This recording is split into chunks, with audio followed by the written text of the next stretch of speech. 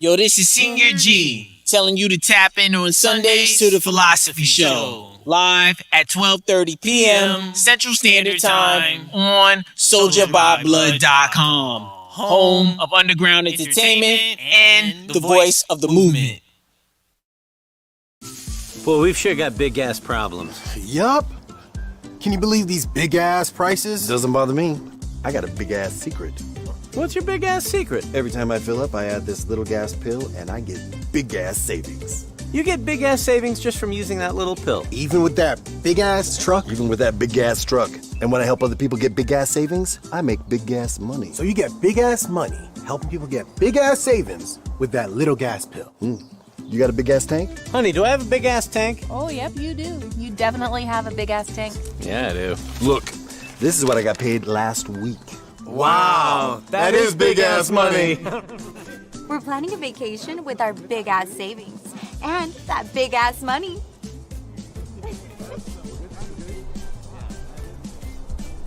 We could use some big ass savings. And some big ass money.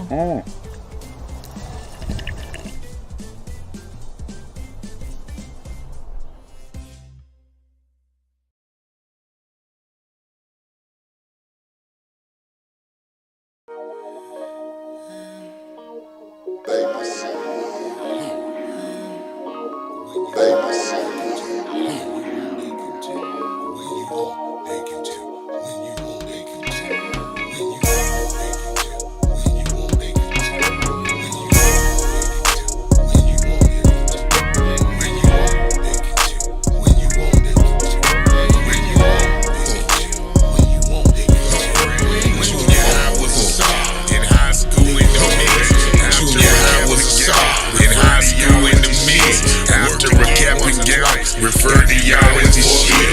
Worked again once or twice. Got hit by that forklift. Left me crippled for life with a pure habit pocket. Still thanking the Lord. Could have been a pot to piss. With no window. With no window. Pan rapper, trapper, cab driver, committed. CS is fuck. Eons from Black Pippin. Sauce in the Fly Brutus, Stack Brothers presents Habanero double barrel popping like tea kettles. Habanero double barrel popping like tea kettles. High as the neighbor, leave these niggas at sea level. Brutus touch them up, clean them up when the dust settles. Grill long chill when he reach for the ice vessel. Sauce get them tossed, laid on top of the heat. We ride fleets in these streets, niggas playing for keeps. We bring beats to street, the plan.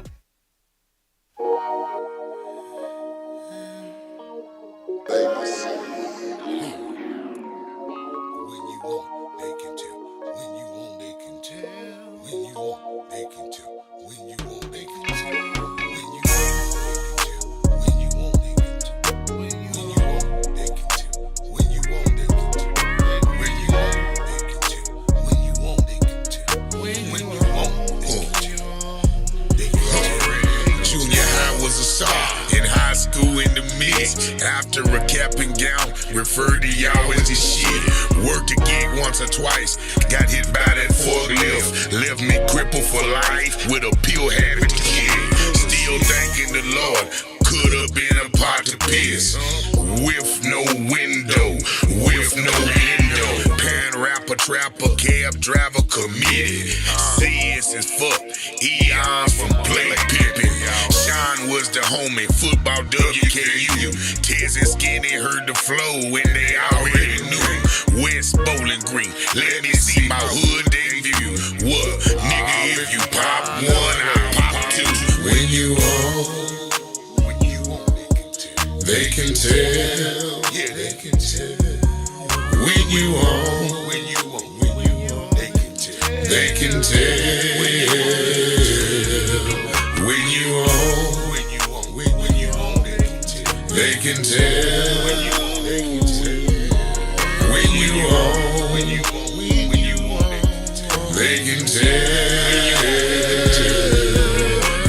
Everybody wanna fuck. Who you done fuck? Was the bouncer that low? Or you simply what's up? Look at it how you wanna look at it. If at all sometime.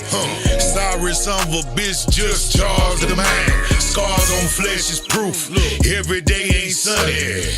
Would be, could be. Never made honey. Talking shop at my shop. Burning pot at my spot.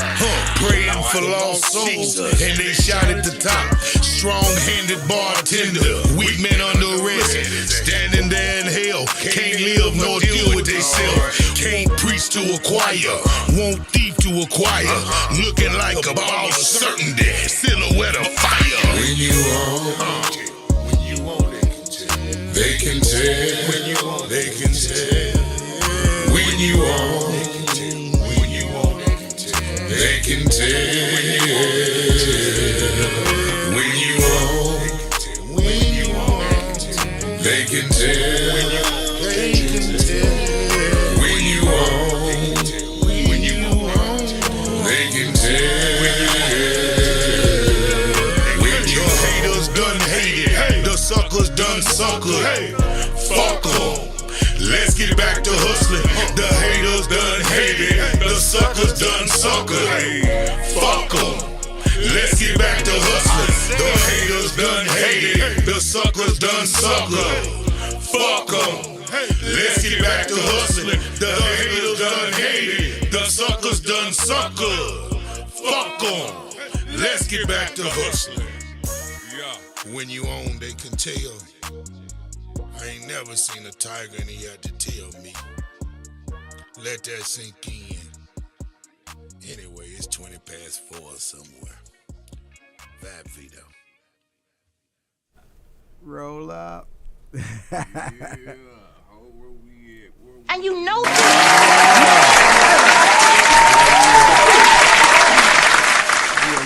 Yeah.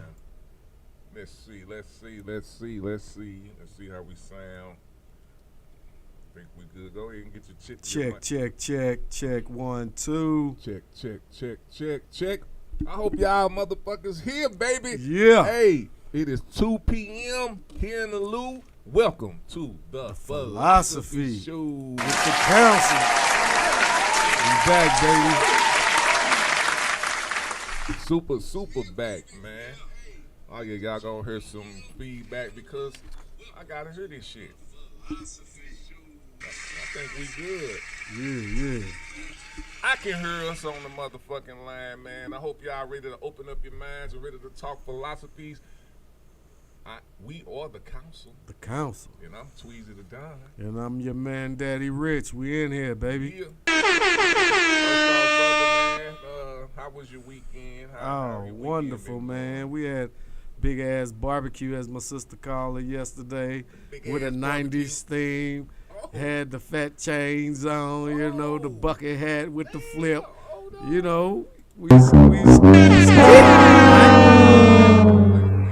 Yeah. So, damn, why wasn't I invited, man? Damn, bro. Hey, next one, I want to be a part of it. Bet that, bro. You fam bam. I need to be. Yeah. We was kicking it, you know what I'm saying? My pops came and we got him out the house. Oh, shit. He enjoyed himself, you know what I'm saying? Yes, sir. Probably still asleep right now. But he kicked it, man. We had a family affair, man. It was fun, man. Good. I like to hear that, man. But the invite will go out to you the next whatevers. Please. I like barbecue, man. Yeah. I like barbecue, brother. My weekend, man, I've been catching up on a lot of rest, bro. The week before last, I started Instacourting after work, after my regular job. Okay. So I think that kind of caught up with me. So this weekend, man, I've been doing work, but I've been fucking getting some rest. On off. Yeah, man. Yeah, man. I was feeling it. Like I was Self-care. really feeling it. So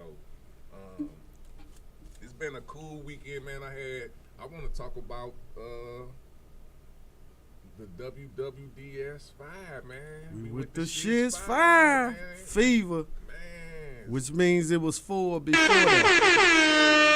1, 2, 3, 4, 5. Man, This one, man, this kind of closed the chapter for Tweezy the Don, man. I hope it closed the chapter for a few other folks. Oh, You know yeah, what I'm saying? yeah. Hearing this local underground here in St. Louis, man, it's kind of, how can I say it? You gotta ignore and move. You gotta ignore certain shit. You gotta ignore certain people. You have to ignore certain cliques. You know what I'm saying? You just have to do that, man. And my thing is, the We With The Shits, I did this for a reason. You know what I'm saying? I thought it was gonna be good marketing for, the STL Versus, which it was.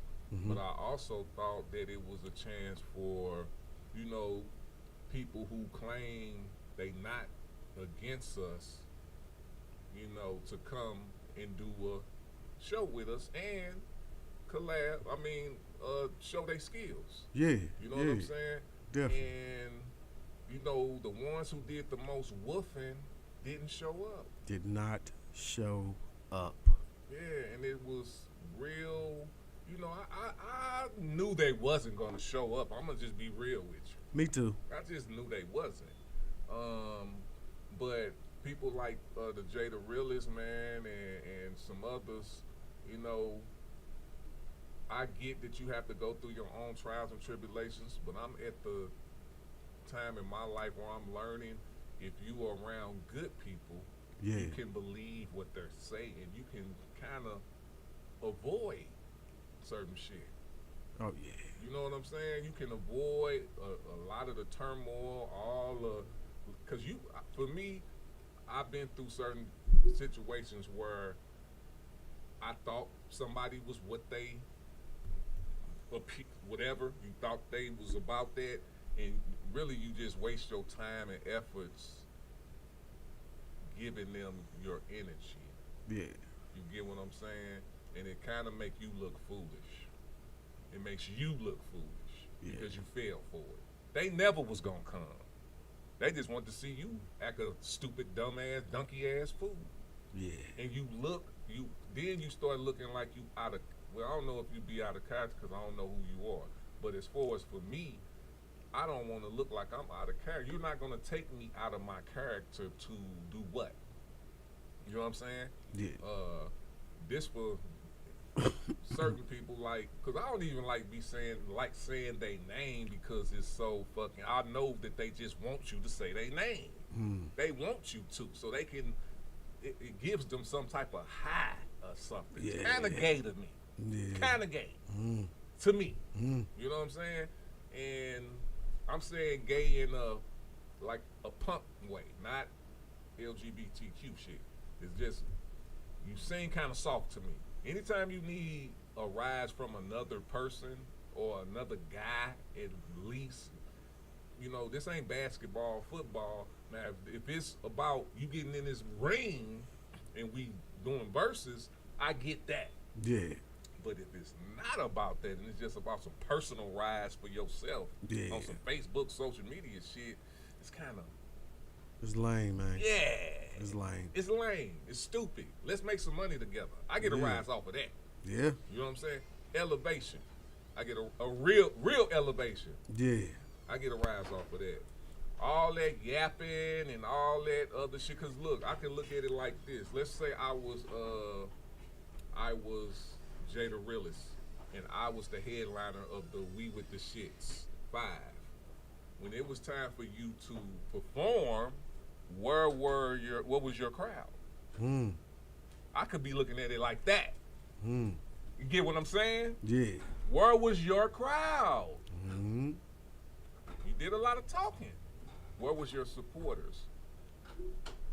A lot of people performed and left that day who I thought was family, who I thought, I did a lot of promotion for this. We did a lot of promotion for this. Some people did they set and left. I look at that. I might not complain about it. I done seen it before. Yes, I have. But I peeped that. And those things you keep in your mind when you do shows that you pay for out your own pockets. Sound about And right. You get what I'm saying? Yeah. So don't get out of character for these lames. They're not coming to help you. They're not. They don't really want to collab with you. They don't. And it ain't, and you can think about if they scared or none. I don't even care about that. They're not gonna do it. Period. Just be real with yourself. Start being real with yourself, y'all. All this lame shit that's going on, if you are a part of it, you like it. You love it. You want it. That's how I look at it. Because they're not coming to pay you no money. They're not. How long we been fucking with each other? Man. As far as getting back into the game, this part. At least the last 5? I'm thinking at least 4 to 5. Cause that was my 7th STL versus battle. So yeah. How many of anybody that you know if I've actually talked to you about them, how many of these guys ever came to what we've done? I ain't seen them. Okay. Now, let's talk about people that you know that we was fucking with, actually did events with, and we were going to their shit. Once they switched up, have they been coming? I ain't seen them. You ain't seen them. I ain't seen them. You know what I'm saying? Crickets. This is what happens in this game. This is nothing new. You know what I'm saying? If you going to, and we're gonna get into more of it when we talk about our section our subject for today, entitlement of these United States. But my thing is, as far as this game, and I'm talking about from experience, if you're not in the groups that's already cut out they market and know what they doing already. I'm talking about if you get into this game and you trying to carve out your own shit. You know what I'm saying? Now, if you trying to fit in with everybody, what I'm saying don't have nothing to do with how you get down. You know what I'm saying? But if you come in here trying to stand on business, carve your own culture out of here, you don't want to follow the culture they got going on here, this is what you're going to have to go through. You're not, if you're going to get help from any of these people, you got to suck ass. You got to be P. Diddy-ing on these motherfuckers. Yeah. You got to be on some lame shit. You got to be on some little boy shit to me.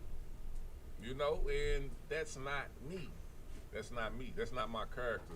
So I can't really try to deal with those type of situations. I don't like it. It's not in the business that we in now. We already gonna have a lot of bullshit. So I'm not finna just see bullshit and keep accepting it.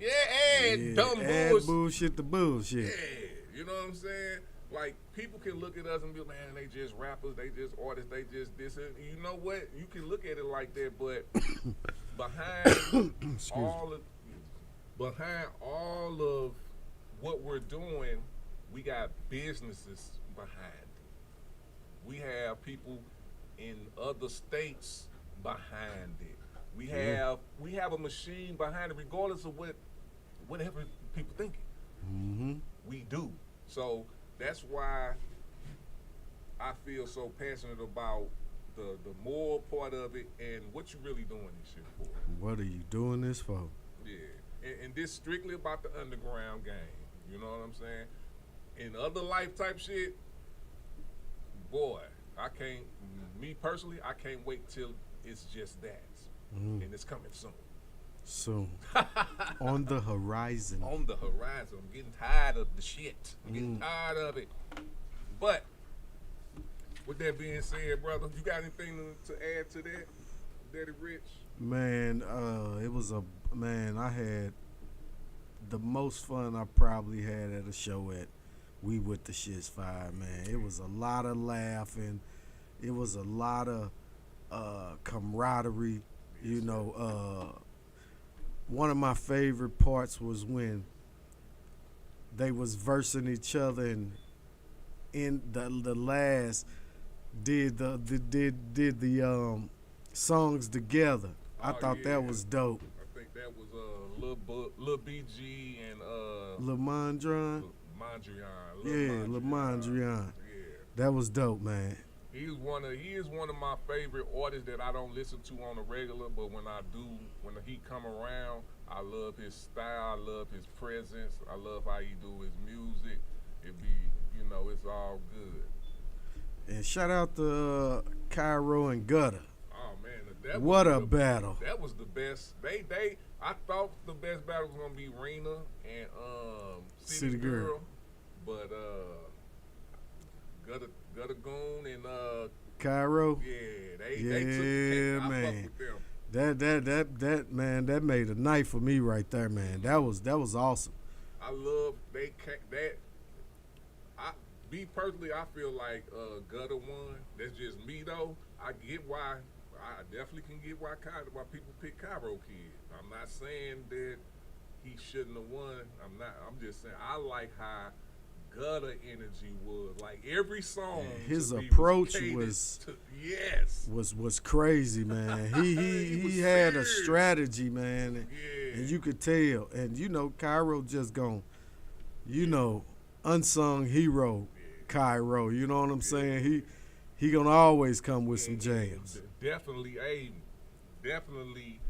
top tier artist. Both of them was top tier artists, man. Yeah. I loved it. Me too, man. Me too. And my thing is, the way they did their verses, I like that. That was raw. So I commend y'all. They understood the assignment. They was with it. I thought, in a way, if you followed them, like I knew he was gonna show up, but it's kind of like, because he got out the chat. Gutter got out the chat. Cairo was like, yeah, somebody. I'm like, but I was watching them on my, off the chat. Like, he was promoting it off the chat. Yep. And I was like, yeah, he coming. He just doing him. Yeah. He just, this how he, as long as he promoting it, and I can see that. Yeah, so, don't sleep on Gutter Goon, man. Bro, or Cairo, man. They gave a show. Yeah. To the point where I was so in tune to the battle that I missed getting a chance to order me some food. Oh, damn. What the fuck is that? I always go to BB's to get me some grub. Man. I missed it because I ain't want to miss nothing. Yeah. You know what I'm saying? So I was real in tune to that one, man. That was dope. Yeah. Shout out to them brothers, man. Keep that going.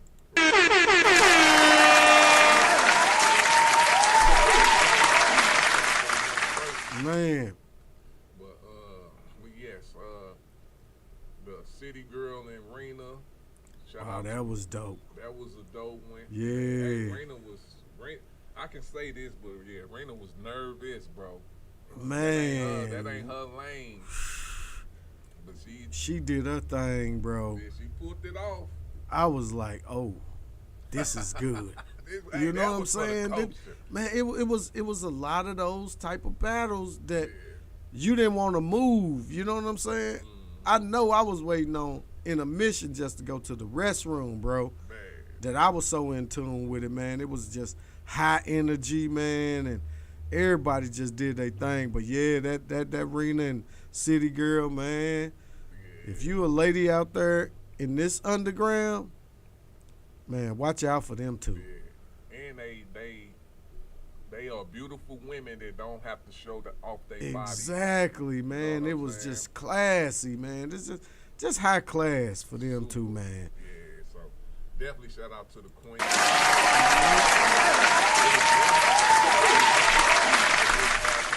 Shout out to Ray Lay Down the Truth. People be, I don't even finna go there, but I wanted to see that. Yeah. But shout out to Ray Lay Down the Truth.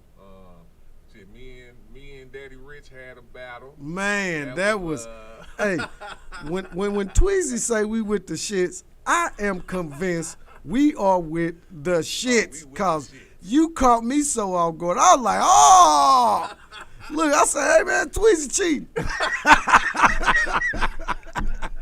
Had them hits, bro. Like, man, I haven't besides the Cairo and the Gutter Goon, you picked a perfect lineup, dog. Like, I don't know how you did it, but that adds more to your genius level of how you orchestrate these verses, man.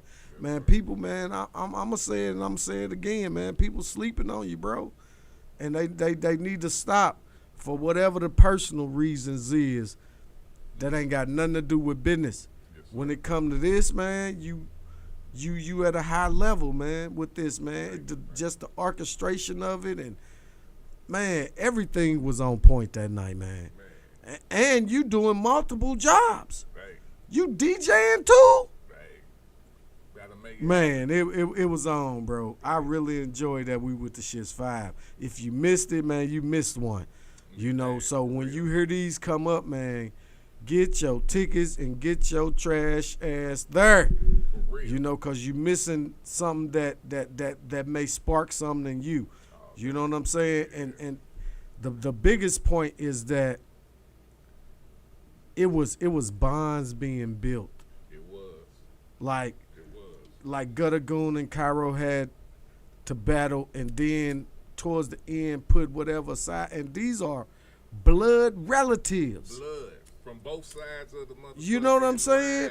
One from Illinois, one from Missouri, one stay in Arkansas. And my guy who stepped up to battle Jay the Realest, man, John Bodman. John Bodman.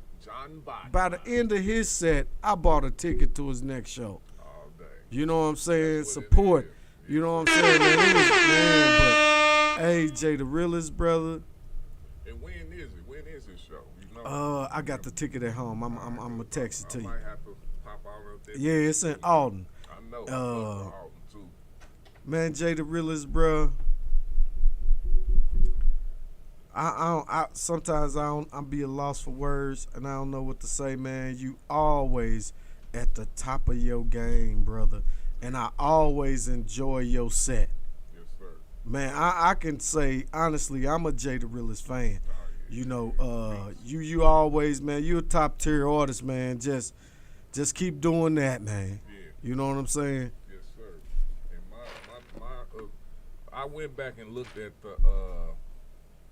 it, man, and I could tell I can read energy, man. I just can. You know what I'm saying? Especially if you can go back and start looking at shit. And I can just tell that, you know, and I'm just being honest right now. Just real honest and transparent. When Jay the Realest performed, you know, the people who needed to be there was there, but a lot of people left. And I think that was very disrespectful. Yeah. You know what I'm saying? So let's stay in tune with that next time, man. And even if that happens, though, we still gotta have that energy. You know what I'm saying? Have that energy as if it wasn't there. Yeah. And then show the respect to everybody else. Not saying Jay the Realest didn't do that. I just know, you know, if you can look back and trip off of it, I can sense certain energy. Yeah. That's it. I done performed. I done did a headline show and performed last where ain't nobody there. I try not to make that happen for the headliner. I try to put them in the middle now.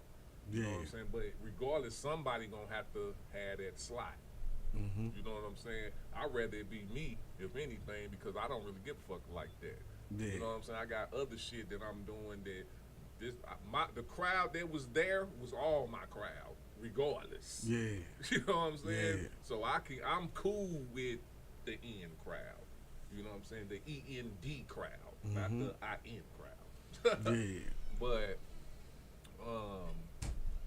next time, man, if we gonna have some people who we gonna versus, I'm saying I can't say all the people who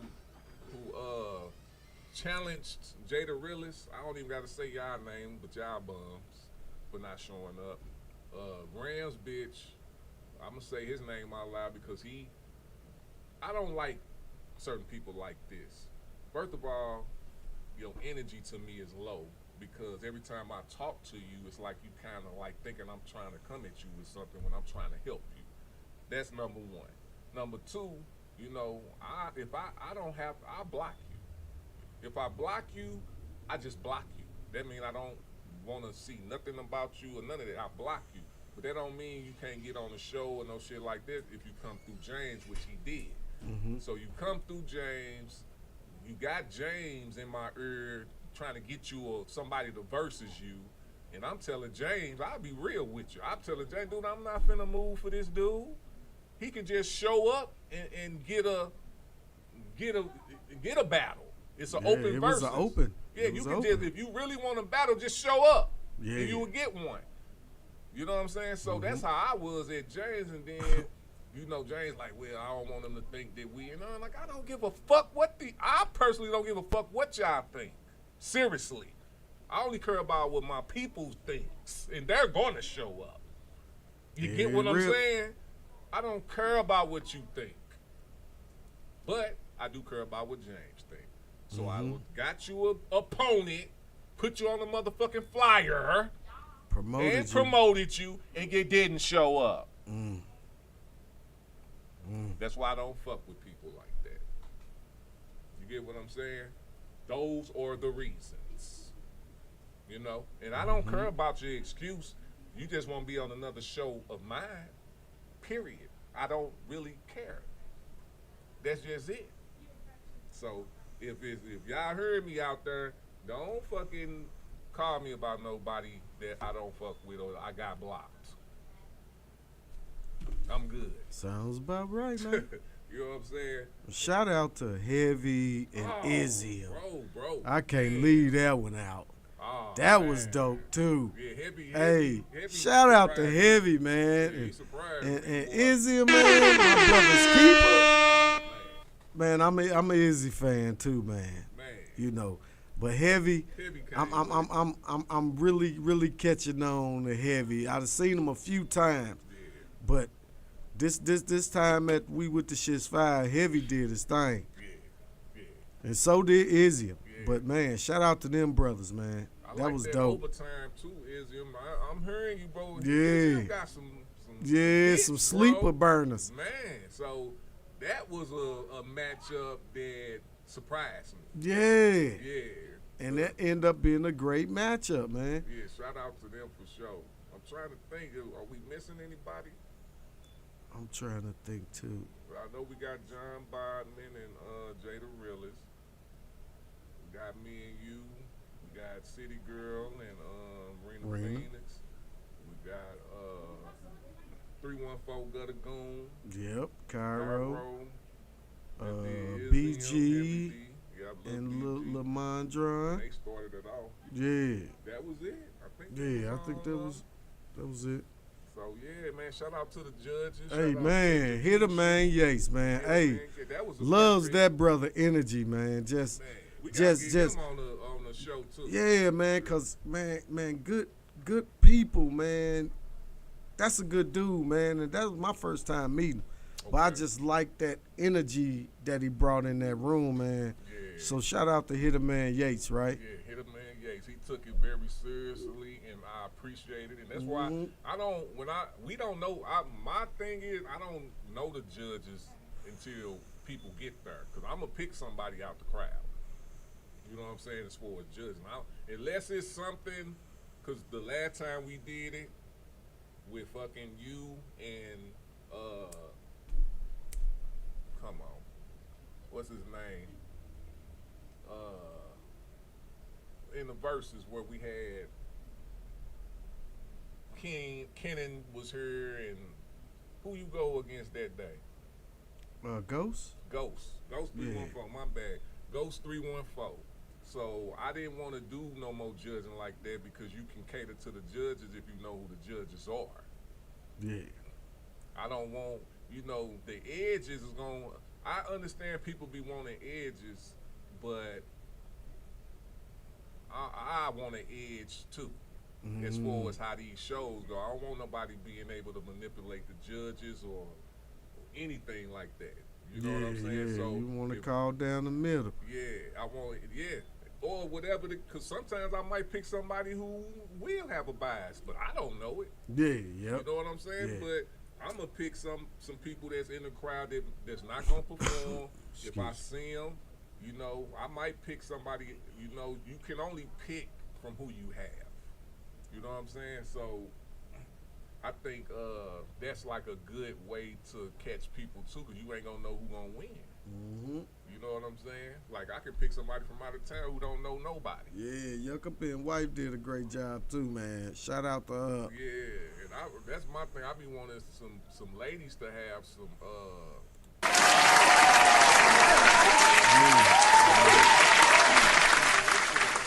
like that, but you know she got people that do underground music.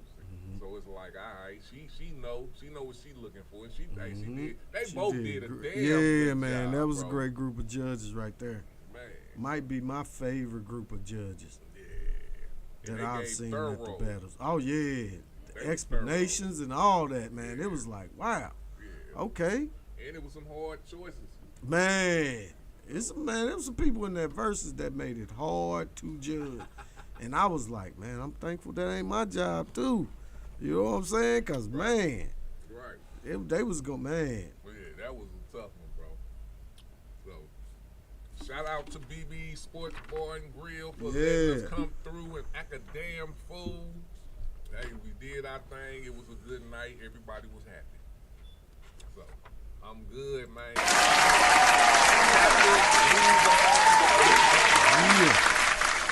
Live our life, man. It's time for us to go ahead and start shooting for this kingdom that we all really want. We dream about, and make the proper moves to make that happen, man. So, last show, man, we discussed the plan for real. That was a good show too, man. Yeah, bro. Hey, make sure if y'all want to see that, go back and check it out. Subscribe to Philosophy Show on Facebook and Soldier by Blood Television on YouTube. Y'all know we on Spotify, Apple Podcasts, and you better know we on that Village Global Network. VGN. All day, man. So thank y'all for all the support from Dubai to Australia, Europe. Yeah, shout out to y'all, man. Belleville, Collinsville, Yeah. Bowling Green, Atlanta. Yeah. Shit, we poppin'. Yeah. So today we are discussing entitlement. Woo, man. Ooh, man.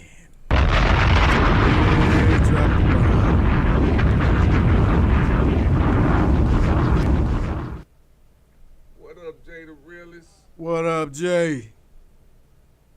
Headliner. All day. Yes, sir. Okay, we got my peoples on here. Hey, so I've been on this earth for 45 years, right? So we've been on this earth 45 years, man. I done went, how can I say it? So 10, 11, I'm trying to think about when I was like 10, 11. I just know when I grew up, my parents was the boss.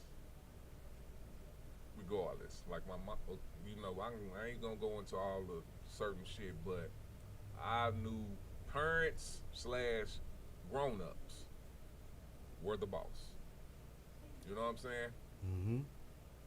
I knew, like, if I asked for something, I knew that it wasn't just given to me.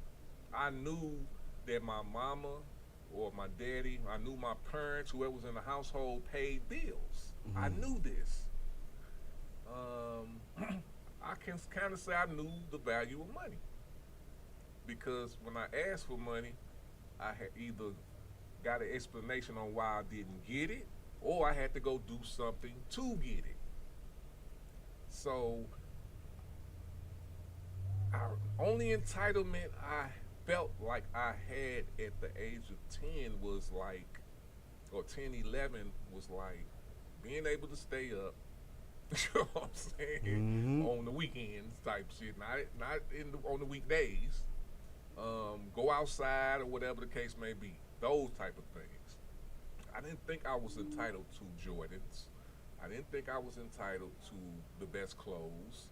I didn't think I was entitled to being able to do whatever I wanted to do. I just did. I didn't have that. All right, let's double that age. 20. 20.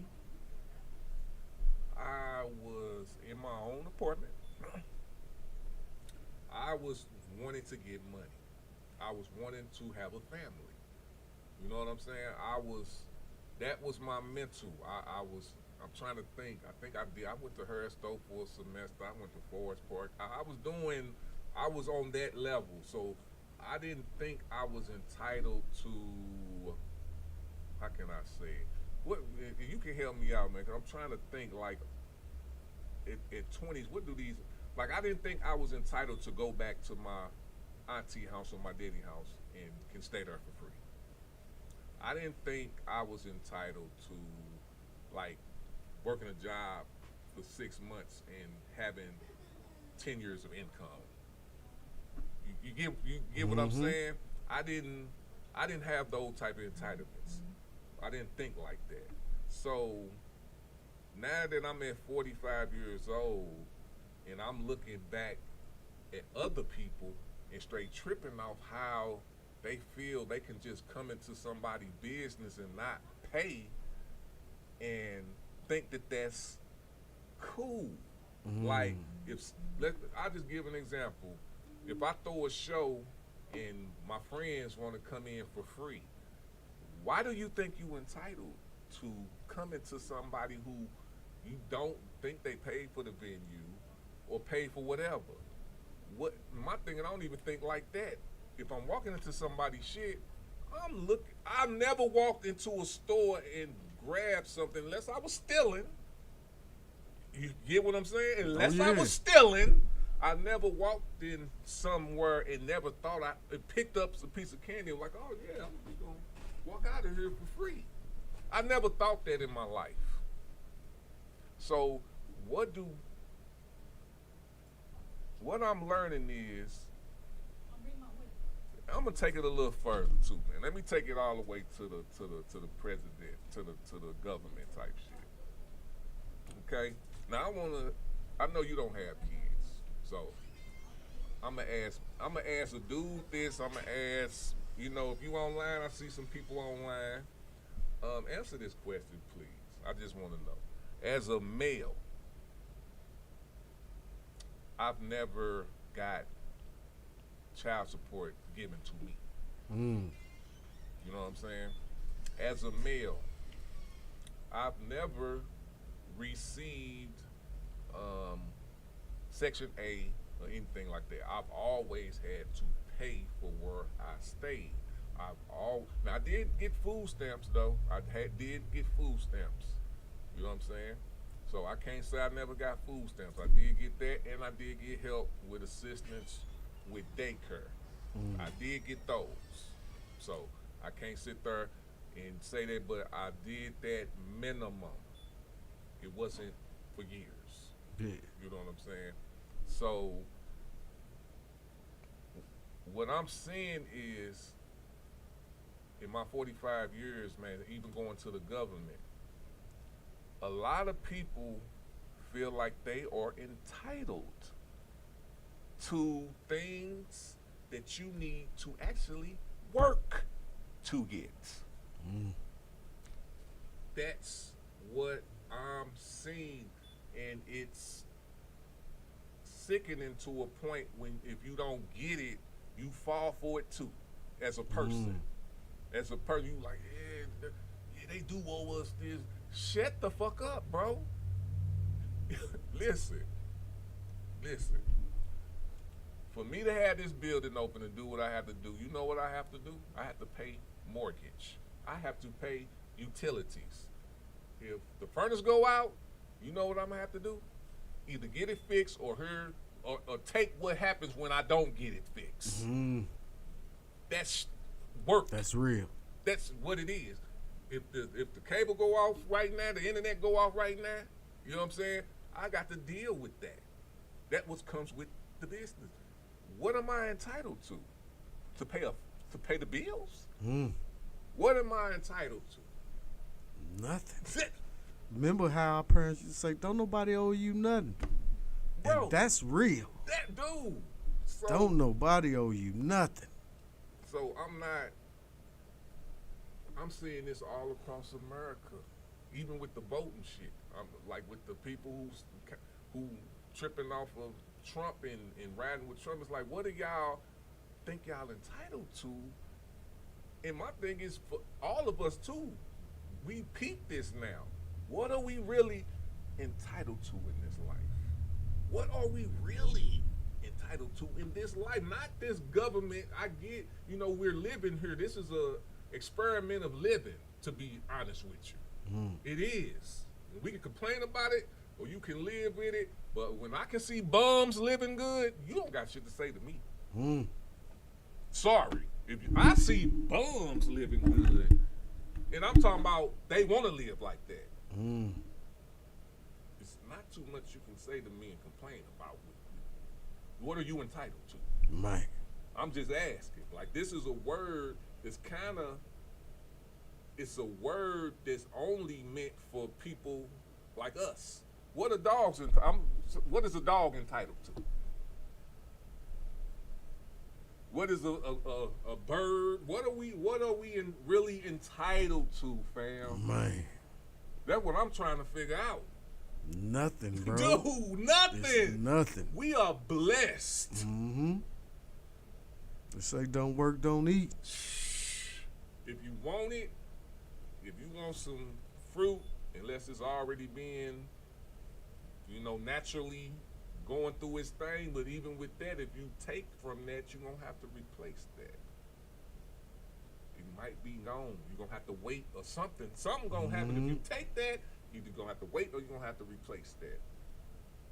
It's not entitled. Yeah, no. You got to work. You got to do what you have to do.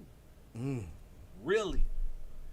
If you don't want to do what you have to do, then you have to be in that lane where you can't complain. You can't. And it's like, why do people feel they entitled to certain stuff? I think it's Bruh, I was on the elevator at work. And when people who play this certain position at work comes to replenish their stock of electronics, we take it down with them, load their car up. But as soon as I get on the elevator, this certain person, not gonna use their name, says, "Hey man, what y'all down here doing?" I already know where she headed. So I said, "What you mean?" "Oh, such and such about the summer, they didn't send all, my kids' stuff back." And I'm like, "Well, no, we sent back what was picked up at the end of last year. So if it's something missing, maybe those particular students didn't return their stuff. We're not just holding on to it." Right. Oh, and then they want more work. Then she went further. Then they want more work, but they ain't willing to give more money. And I thought about the whole situation and the process, and I said, your stuff is delivered to you at the beginning of the year and picked up for you and from you at the end of the year. Besides, you're not already earning the money you're getting.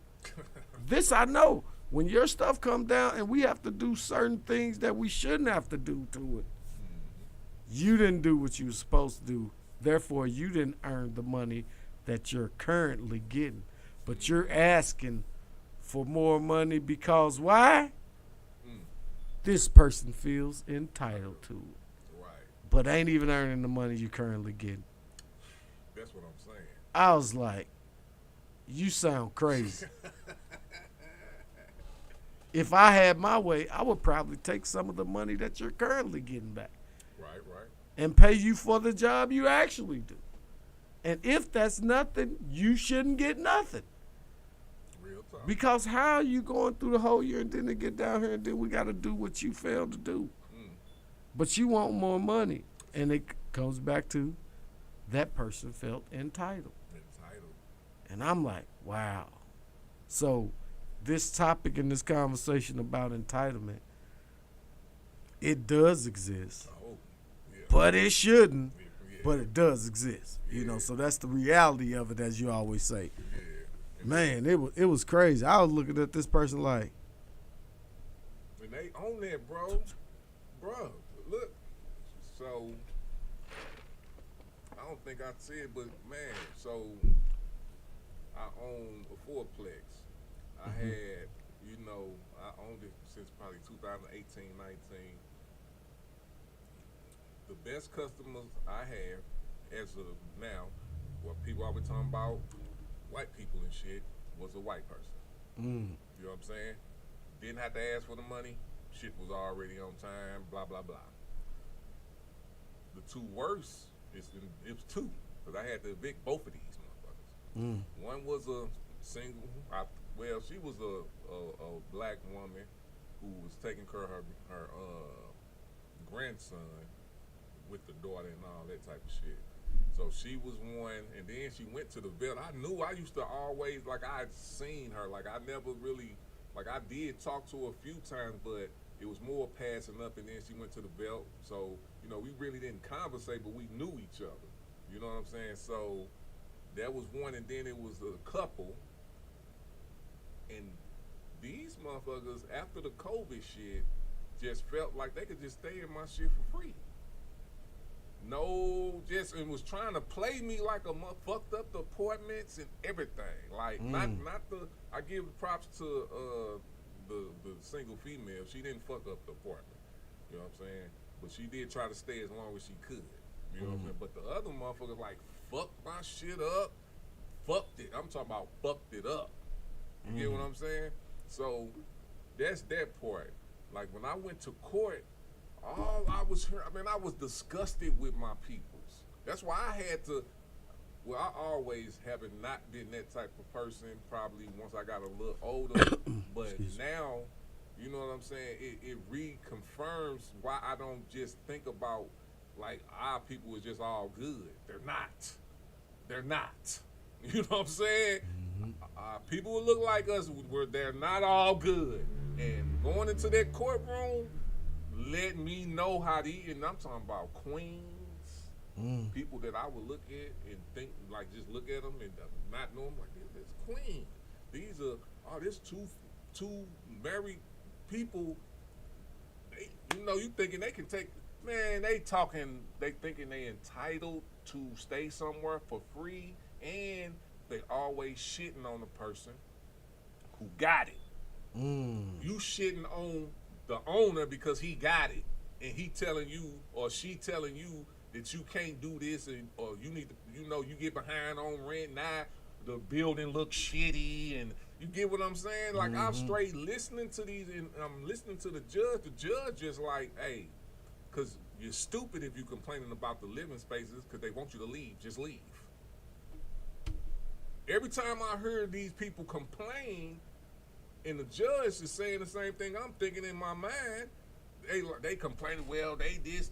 Okay, she wants you to leave. She don't want the money, so won't you just leave? Well, you feel like you can just stay there for you complaining about staying here when you know you're lying for real. You just don't want to pay them. You're trying to figure out a reason not to pay.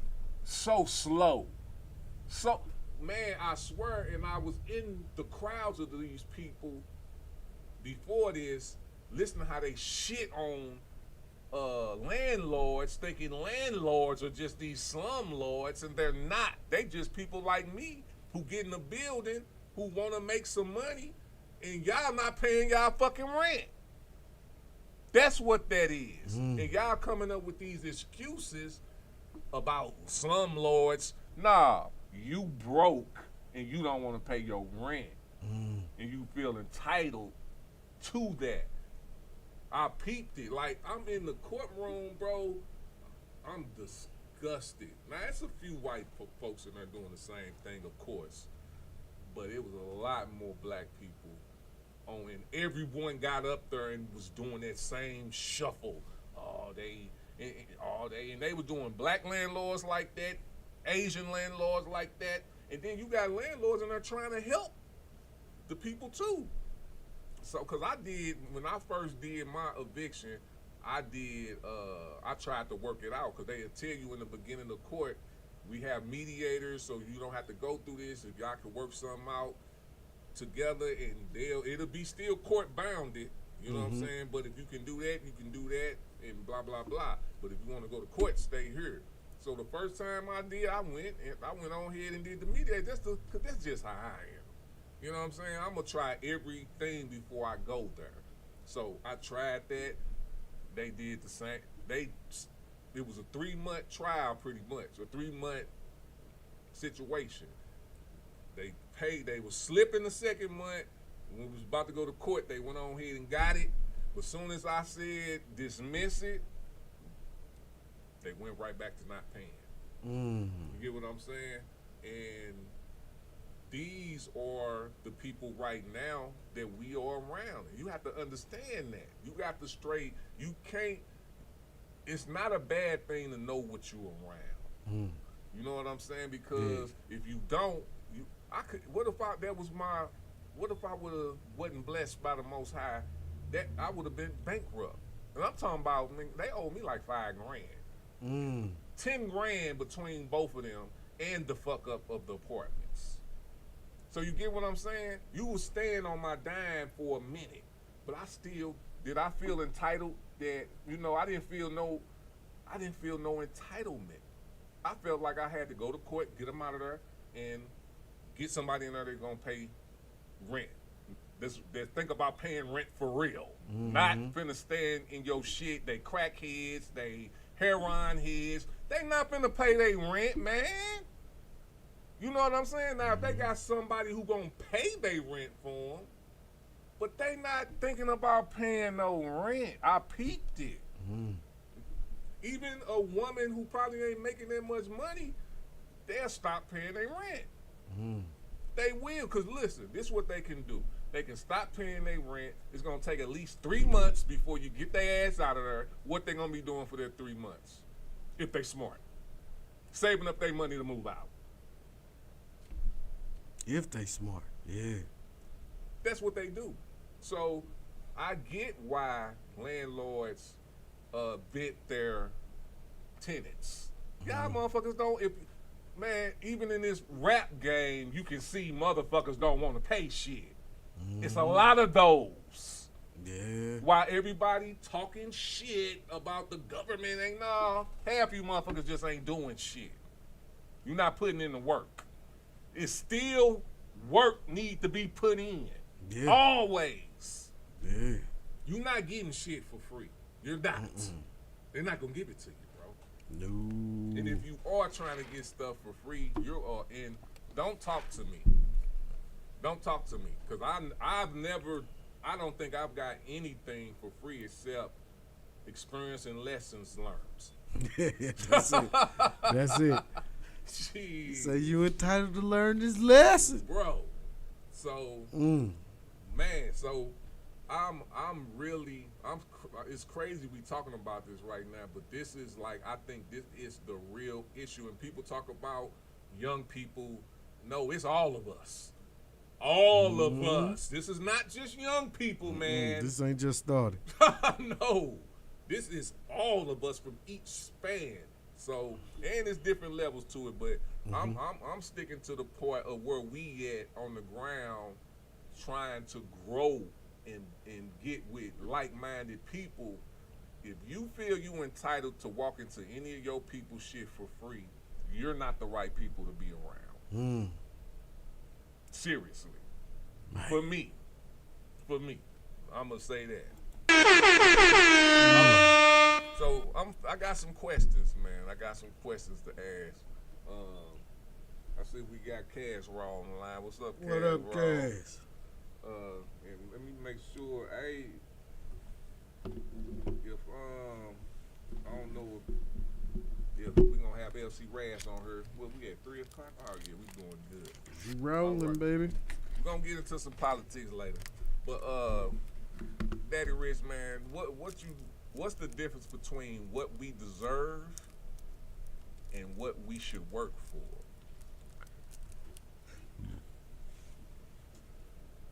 What we should work for is everything we want. Yes. Yeah. Versus what we deserve. Let me put a slight twist on what we deserve. Talk to it. Some of us better be happy we don't get what we deserve. And I'm really saying from a spiritual point of view. Talk to him, bro.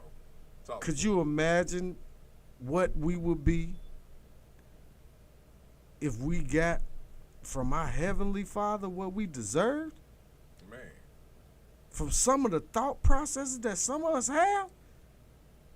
All these guys who backdooring friends and killing and murdering and Man. so what do we deserve after those potential acts? So we better be glad we ain't got what we deserve. But we better work hard for what we want. Yeah. Real talk. You know what I'm saying? Yes, sir. Yes, sir. Nobody finna knock on your door, and I'm talking to artists, and say, hey, man, you want this meal? Man, I did the research for you, and you want this meal. It don't happen like that, man. So, man, they still say hard work still pay off, man. So work for what you want, man. But be thankful you don't get what you deserve most of the time. Because we probably be in a fucked up situation if we got what we deserve. Man, I'm a listen. How many times you thought about giving somebody what they deserved?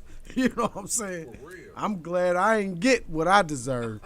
You know what I'm saying? Because who knows in somebody else's mind What you deserve. what DR deserved. You know what I'm saying? So, Real talk. yeah, man, work hard for what you want. But be thankful you didn't get what you deserve. For real. So when we think of deserve, we think about the whole everything. Mm-hmm. You know what I'm saying? Some people feel they deserve certain things because of what? Like what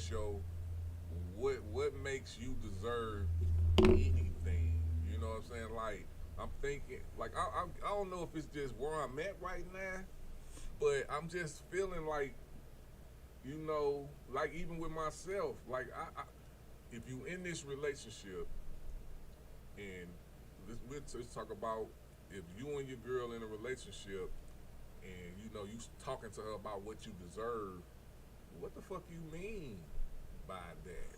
Like, oh, I deserve this. I deserve. Like, really? Don't you think you need to? If you deserve it, then you should already have You it. should already have it. That's real talk, Tweez. You know what I'm saying? Yeah, Like, buddy. if that's what you deserve, you should already, Already have have it. And then that's not deserving it. That's you got it. Now you have to be grateful that you have it. And then what do you do with that? You work to keep it. Work to keep it. You work That's to keep it. That's the game plan, man. Man. You know, but it's motherfuckers who think on the lines of entitlement that I deserve $1 million. We probably all do. But the reality of it, you're gonna have to work to get that. And you gonna work to have If to somebody keep it. gave you $1 million, Man, you better be careful. for real. Cause there's some strings attached. And it is. You wind up in a Diddy situation. Some of them motherfuckers like You know that what I'm saying? Diddy But situation. yeah, you know. I straight peep that. But in that side, they will earn that too. I'm saying. You suck, you jackass. Oh man, this is too much fun. This the philosophy with the council. Y'all better check in, man. You hear me? Real talk, man. Let me see what we got on these comments.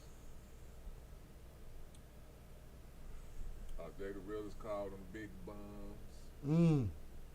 He said we still had a great night. It was lit. Yeah. You know, it's all love, fam. You already know. We here to spit game, man, and keep our people's mind clear.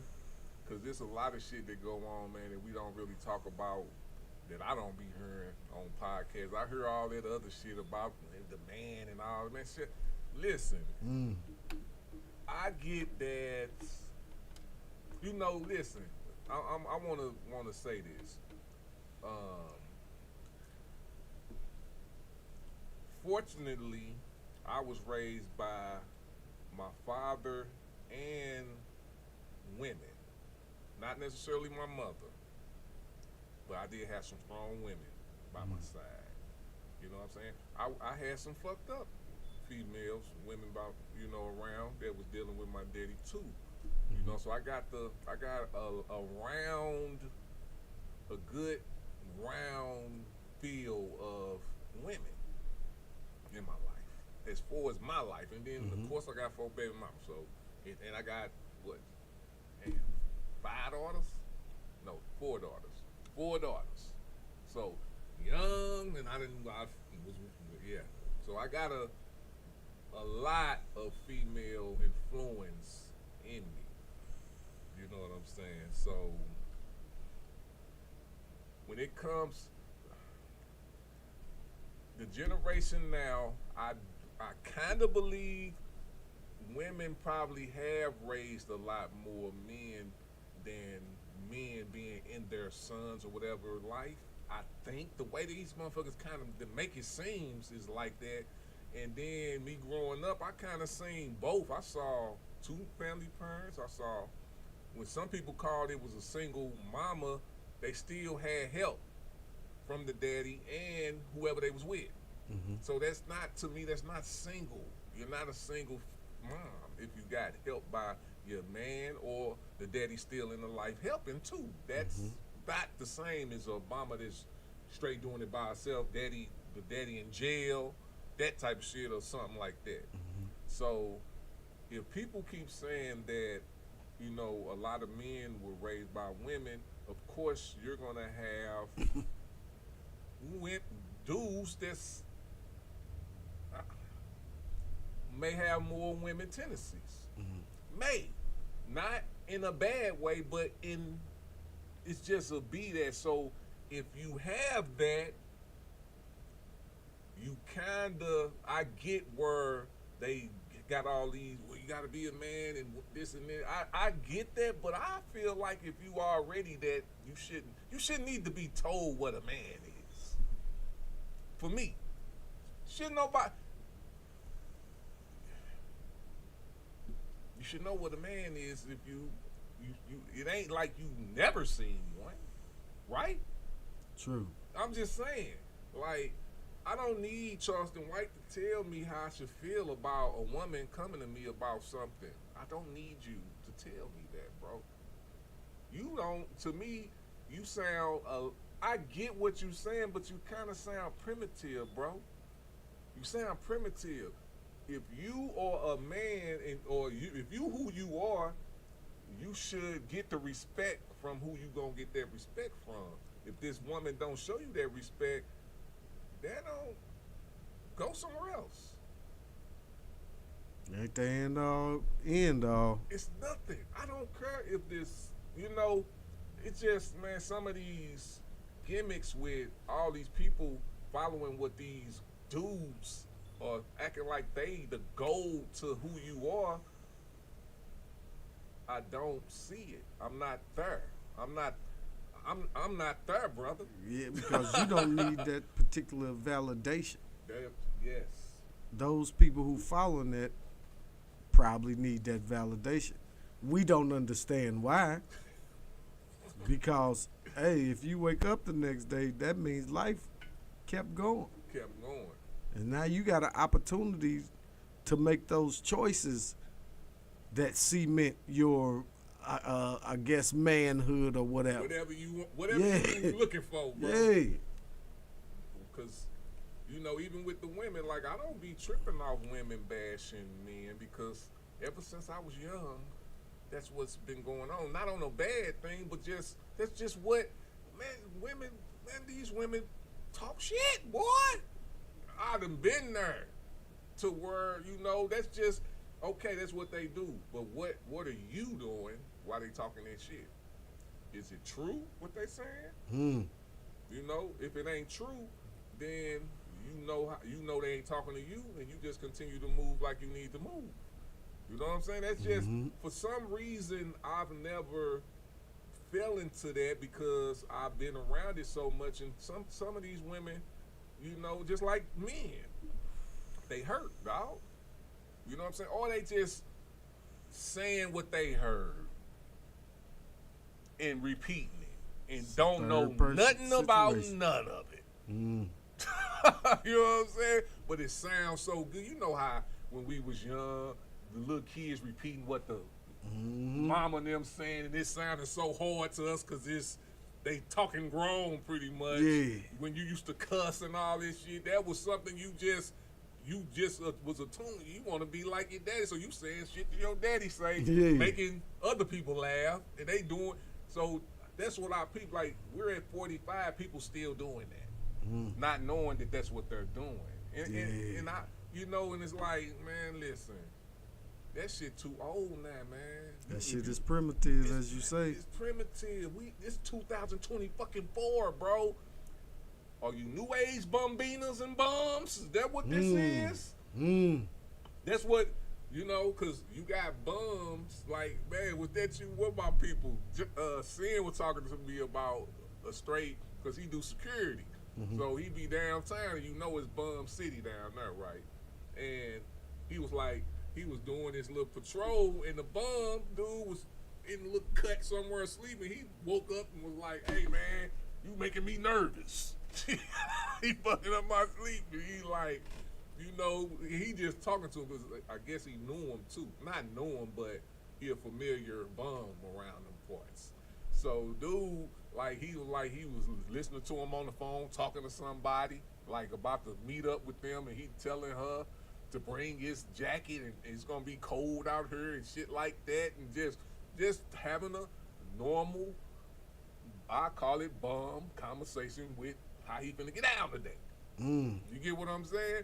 So you got bums who got friends like us doing shit that we doing, and all they doing is coming through leeching. All they doing the bum shit. They just coming in, don't want to pay.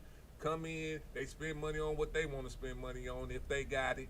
You know what I'm saying? But they don't want to, they bumming off of you. Just like bumming off a cigarette. You get what I'm saying? So these entitled things, like they feel it's just a new age of bumbinas. That's what I'm going to say about that. You have to look out for bums that don't want to pay their way, but they want to be around you, and then they try to be so cool with you to where it's more of a friendship than trying a to throw you off the trail. There you go. It's a hustle. It's a hustle, bro. It's blunt talk. It's a blunt talk hustle. Watch out for it, cause I be peeping it. Y'all got me fucked up, but it's all good too, cause you know, we all don't deserve shit. Okay. This is a question, man, that I had, and I want some people. What's he say? Chime in with us. Cash Ross say, yep, God bless the child that got their own. That was one of my favorite bars from Mama May Rock. What was Rock, that? the TV show, Rock. TV show, boy, I used to love it. That verse stuck out to me. Yeah. God bless the child who has his own way. It's just something that just, I'm starting to think, man, it gotta be in you, man. It gotta be in you, It gotta be in you, bro. Yeah. Straight up. Cause that, it was in me. It was in me, man. I can't do it. I need that. I need to be self, what they call it? Sustaining and motivated. Yeah, self-sustaining. Self-sustaining. I think just me going through what I went through as a child, you know, I just felt, I think that's what molded me to be like that. And I like it. I love it. Man, it was almost divine. You know, that survival type instinct. I just wonder why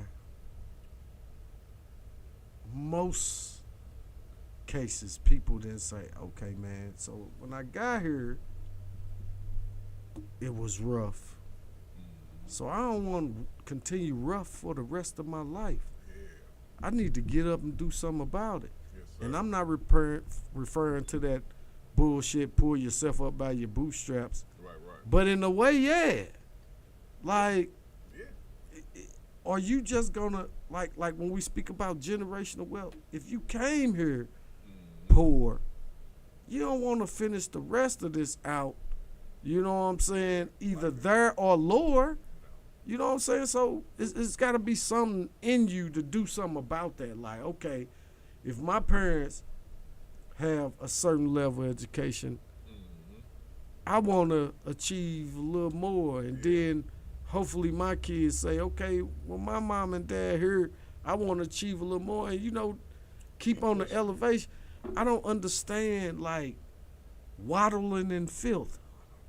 Like you don't want nothing? I think they want something. They just want it to be given. Given. Yeah. Entitlement. Entitled, bro. Yeah. I'm entitled to have somebody do it for me. I don't want to put the hard work in. I like the hard work. Man, that shows you your fiber and character. Yeah. You know what I'm saying? Because I think like this. And it's gonna go to the next question. Are we so-called black folks owe reparation? So I thought about once, when I researched the history of the Reconstruction after the Civil War, they actually did turn some of those plantations over to black folks, the slaves. They did. Of course, the shit got all flipped back again. But when they did that, do you know what the slaves had to do? They had to work. They had to do that shit that they've been doing more, and then be even smarter, because now you got to work with your very enemy that you know what I'm saying? That's real. So you got to be, you know what I'm saying? So I always knew that ain't nothing finna. Even once they did that, they had to work. What are you asking for? Like I believe, and I want to ask you this question: do you believe that some of the slaves wanted to stay slaves? Like seriously, stay slaves? I can believe some of them did, because the amount of work that had to be done to subsidize some of the stuff that maybe master was providing, like shelter, food. Yeah, you know what I'm saying? Now you got to provide all that for yourself. And if all you known since you was a child was the struggle, per se, what does the other that look like when you free? Like, and you ain't never experienced freedom. Right. But you got to do something to subsidize what was being provided for you. If anything was, now you have to provide that for yourself. Right. So I can see some of them wanting to be. I'm not saying they wanted to be. Right. I could see some of them wanting to stay. Yeah, and they're like, man, we getting have to do everything. Like, you have to deal with this. Like, but hey, just like it's to me, those are just like the bums. Mm-hmm. You know, my thing is, I can't say, I'm not saying a bum is lower or better than me mentally or none of that, because I'm gonna tell you like this, I think it's smart. If that's you, bro, and you can handle that, dude, if I could be a bum and work, do you understand what I'm saying? That's what type of shit I be on. Like, if I had to be a bum, I would bum it and acclimate to being that bum, and then I go to work. Because now I don't have to have a house. Now I don't have to have a car. Yeah. You know what I'm saying? Ain't no lights and gas. I don't need none of that shit now. So all I got to do is wake up, get clean and shit, work a bullshit job and get rich. You know what I'm saying? So that's 100% coming back. 100%. Period. So, except they're gonna get you on taxes, but you know it is what it is. But that's how I would think about. That's why I say I don't look at it like that. I think they're smart if that's what you want to do. Like that's smart and that's hard, bro. I couldn't do it. I mean, I ain't gonna say I couldn't do it. I wouldn't want to do it. Yeah. I say that. I can't say I couldn't do it though. That'd be a lie. But I wouldn't want to do it. Yeah. You said, what are the other options? Bro, for real. Cause that one, nah. And like I said, I ain't got nothing against nobody to do it, cause I do think if that's what you doing and that's your mental, it's a smart, get it. But I couldn't. That's too much for me. They say get it how you live. Get it how you live. You know what I'm saying? Cause the thing is about, to me, and for people like us, the way to generational wealth or wealth is to live under your means of living. You can't live over what you're making. You have to save. You have to live by a minimum. You know what I'm saying? And then that's how you gonna really get it. That's why I say I got 3 years here. You know what I'm saying? I know this is the risk for me right now. You know what I'm saying? And I know that. You know what I'm saying? So, but after that risk is over with, it's flip money. You say usher and reward. It's usher and rewards, bro. You know what I'm saying? Yeah. But do you think we owe? I kind of know what you're gonna. I kind of think I know what you're gonna say, but do you think we owe reparations as far as black people, as far as being like offsprings of slaves? We're definitely owed something, cause people then built empires off of that toil. Yeah. So we're definitely owed something. Now, do I think it's reparations? And the way that reparations is viewed is just, oh man, they owe us a lot of money. Yeah, maybe, because of the empires that was built off of it. But here's the twist. Some people don't know how to act with a little bit. So say we are owed reparations and it comes up to $50 million a family. And I mean family as in this house structure, your house structure, my house structure.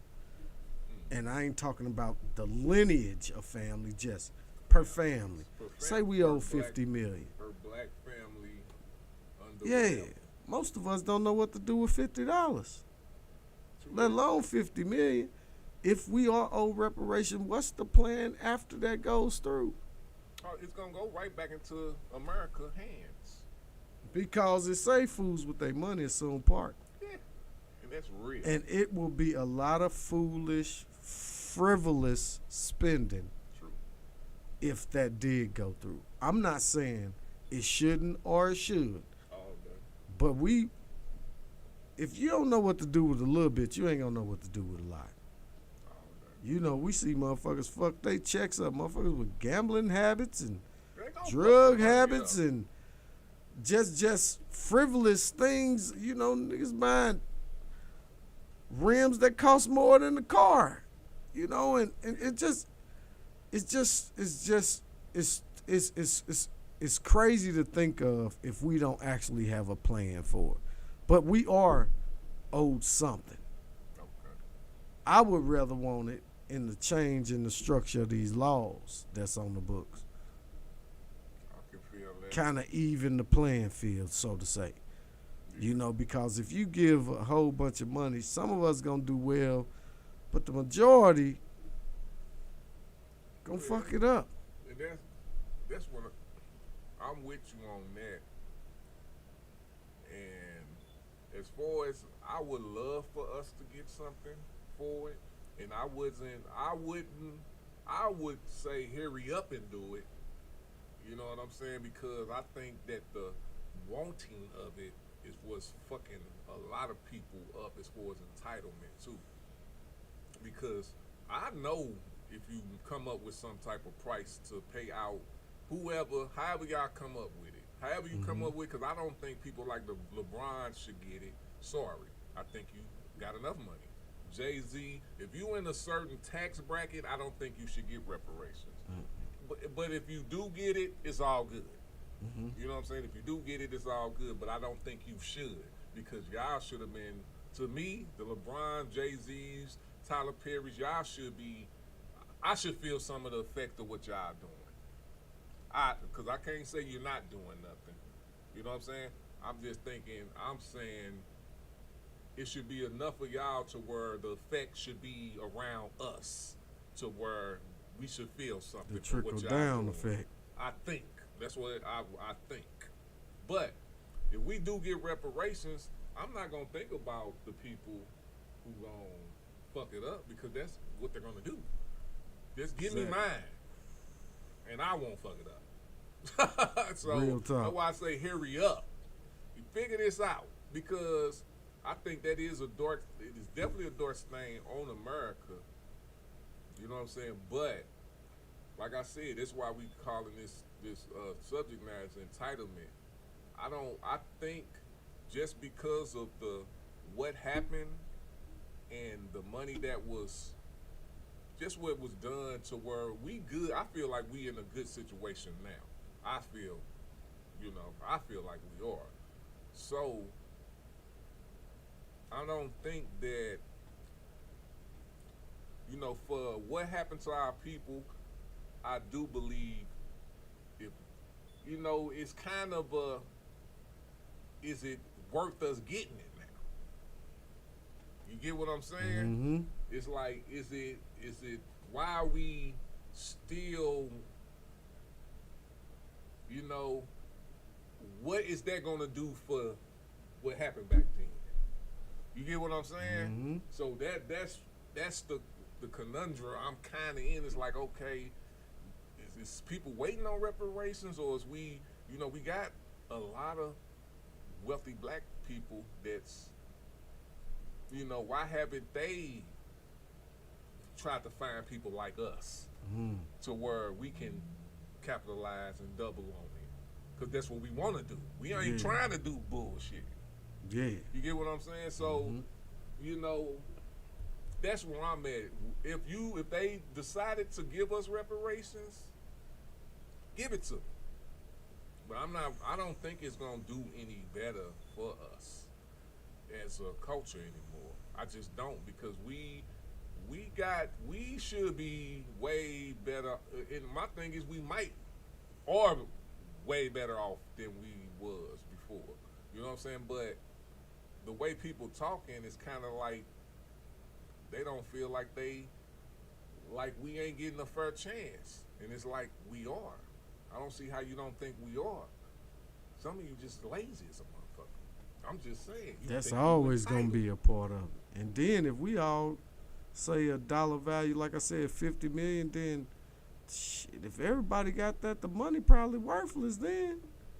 I mean, give it to me. My thing is, give it to me. Yeah, just flat out give it up. Just give it to me, and then we'll find out who really about what they talking about. Because I believe what you said, that number one, that shit'll be gone. It's gonna be right back into to who they be talking shit about all the time. They're going straight to that. You know what I'm saying? So give it to us. That's what I say. If you're gonna do it, give it to us. I got 3 more questions. Man, we good on this one. Is it a such thing as fair and equal? Fair and equal? Yeah. Is it a such thing as fair and equal?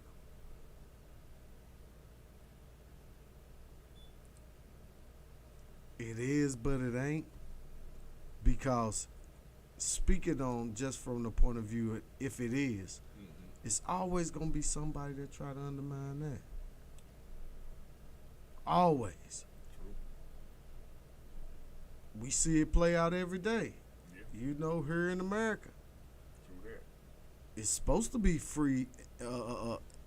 What you say again? Equal. Equal and fair. Fair. Mm-hmm. It's not, man. That's what I'm saying. Yeah. It's not. It's supposed to be. In theory. Who it really supposed to be. That's what I'm saying, man. We make. If we go, well, I'm always trying to go back to come to the future. Mm-hmm. So,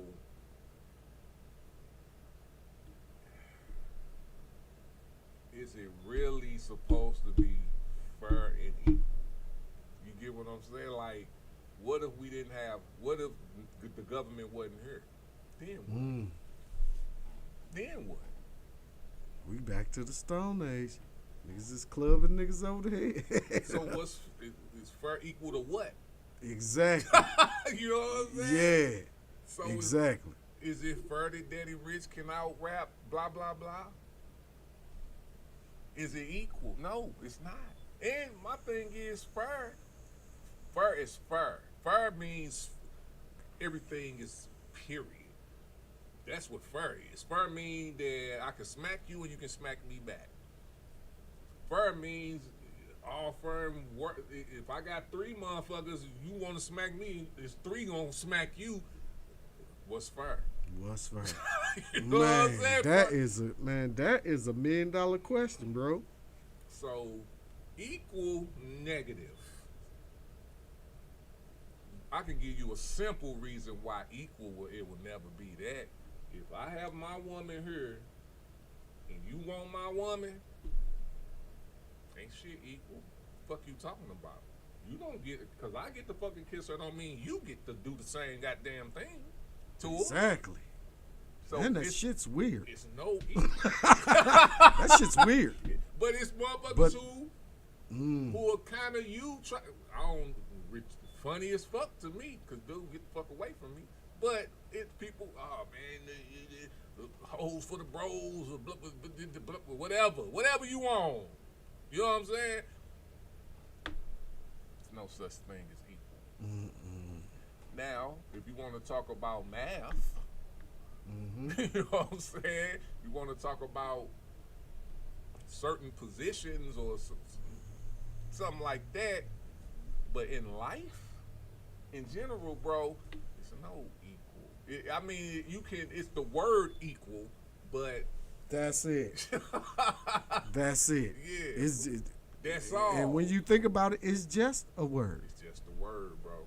There ain't no action to it. Equal mean that it's the same, and nothing's the same. Nothing. We want equal rights. I get what you're saying. Yes, we can have the same laws, we can have the same outlook, but there's gonna be some type of, if this person do it and can pay for a better lawyer, you're not gonna. It's not gonna be equal. Think about at work. You go to work Monday through Friday. Do you see people working equally? You always look at the motherfucker side eye like, man, if this motherfucker don't do something, I'm over here busting mine. Bro, but we do get what is equal out of that though. Y'all might be. I know in the union, we can look at each other's raise. We know what each other get. We just know it because it's a contract. We all got the same contract.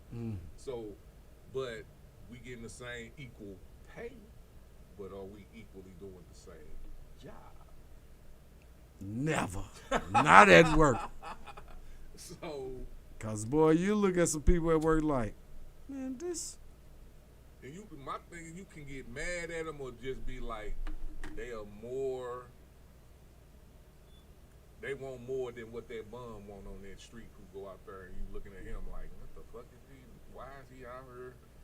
But that's what they wanted. That if I can get paid for doing for less than what I can do, am I wrong for that?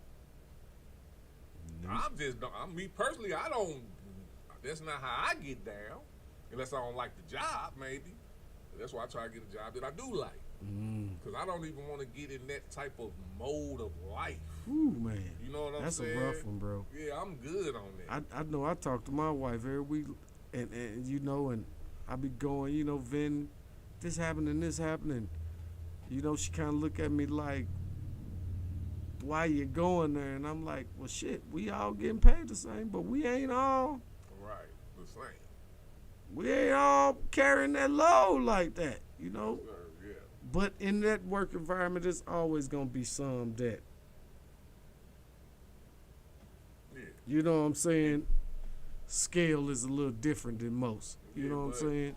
But the things that we want to, as people like us, regardless of that, we still want to be that. Regardless. Yeah. We don't want to be looked at as that. Exactly. Exactly, because bro. when that opportunity comes, that's who they gonna be looking at. The ones that's up here, not unless they Trump like and want a bomb, then different. But still, I think anybody in them type of situations, man, the top dog is always gonna get picked. Period. You gonna get the opportunity. That's how I feel.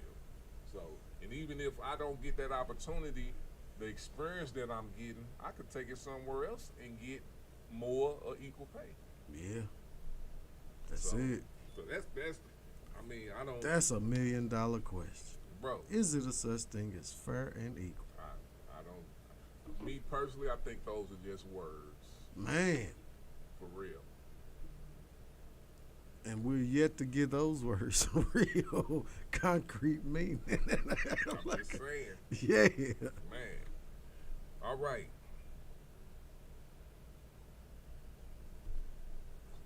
Oh yes. This is oh shit. Too. This is good cause man. Like you nailing this shit, bro.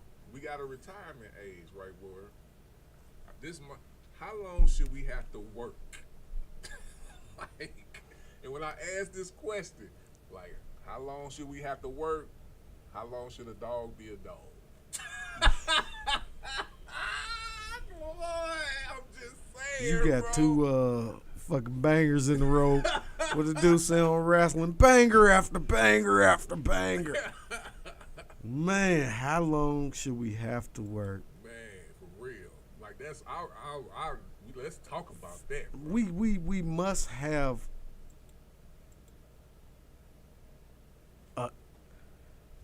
I don't want to say we must have an end point. We must have a strategy that goes along with it. Yeah. To where when you want it to be over, you are in a place of financial yeah. To where you can say, okay, now I can set this down, I can walk away, and I could do whatever with the rest. Yes, sir. You know what I'm saying? But what we see is there's no strategy to that. We getting herded like sheep when it comes to that question there. To where, okay, they say you work to this age. Yes, sir. And still with that, some of us don't have the plan. Like, okay, most of us started working at what, 15, 16? Yes, sir. Yep. So if they set the age at what, is it 62 or 66, 67 now? 60. Hopefully, I hope it ain't 67. I think Is it it's 62? 59 early, I believe. 59 early. Then it's 62, and I think the full is 65. I don't think it's 62. Somewhere we can there. look it up though. But So, it's somewhere in there.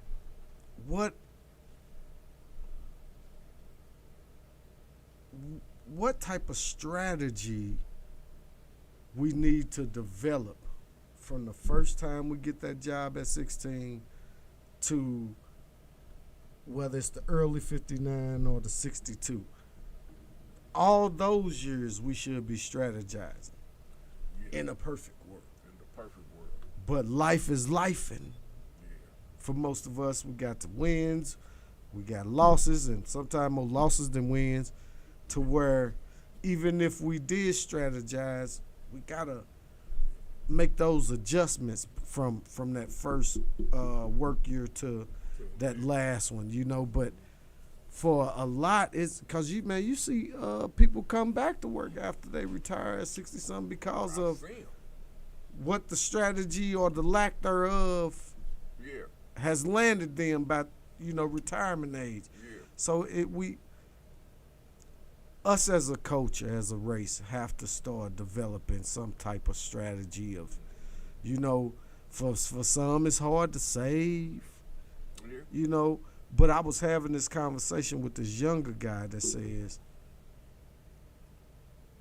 we've all pretty much had the same, let's say, educational opportunities from kindergarten, even if you went post-secondary or at least to high school. Like, hey, some of us took advantage of that, some of us didn't, led to right and wrong choices and experience and lessons, all that. But man, what I'm trying to say is that's the difference between some and most.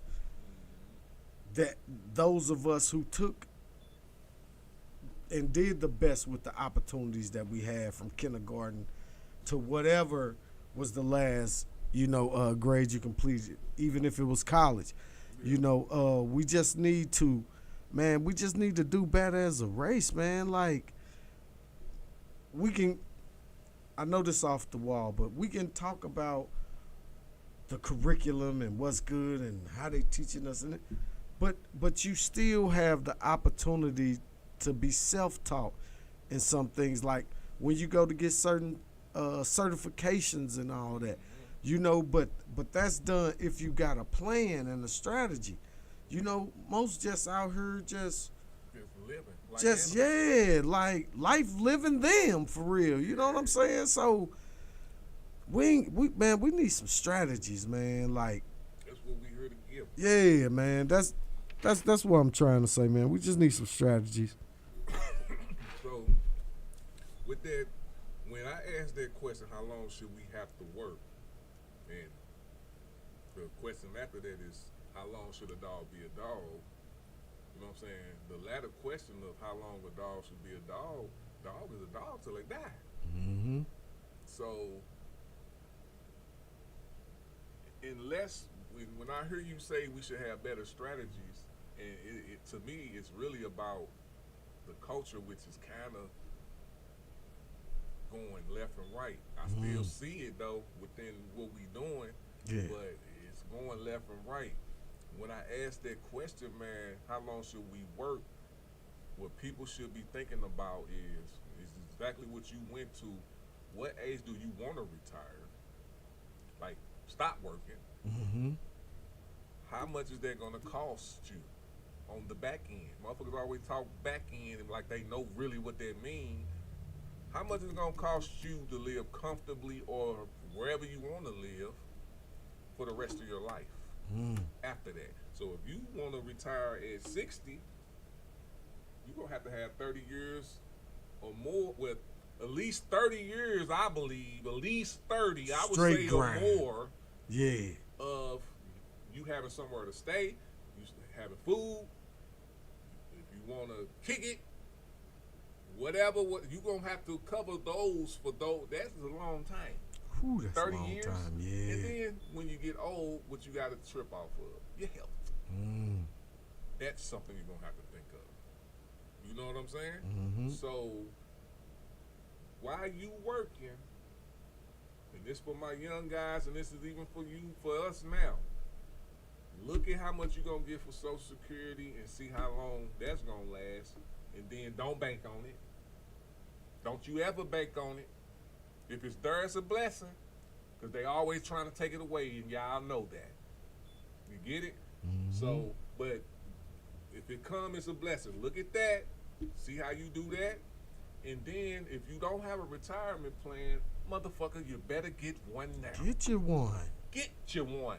401k, IRA, Roth, I don't care what it is, get you one. Get you or I like what Daddy Rich do, but I'm not gonna. I wish I wouldn't have said out loud, but how he do, I'll let him talk about how he do his money. I like how you do your money, bro. That's real, because it can't be touched by, it's where it needs to be at all times. Oh, yeah. You get what I'm saying? It's accessible and all of that. I like that idea way better. And that came out the pandemic. Because, man, remember when the pandemic kicked off? They was telling you how much you can get out the ATM. Yeah. And it was, what, like $60 a day or something? Because they wasn't getting out refilling them? Yes, sir. Like, yeah. So you mean to tell me, Tweezy, I know how hard you work. And your checks are getting direct deposited into the account. Yep. You mean to tell me somebody else gets to tell you after you earned that, and it's been direct deposit, how much you can get a day? Bro. $60? And gas was what, $4 a gallon? Please, man, and you just gave me something for when we do the politics stuff. I'm gonna try to remind myself to bring this up before we get into that. But, and that was during the COVID, right? And that was during somebody president. When it first kicked off. Yeah, that was, bro, I'm just gonna go ahead and say it. And then we'll get back to this so we can get to me. Nah, I just want to know, besides weather, when have we ever been shut down and controlled like that? I think, and just peep who that was under.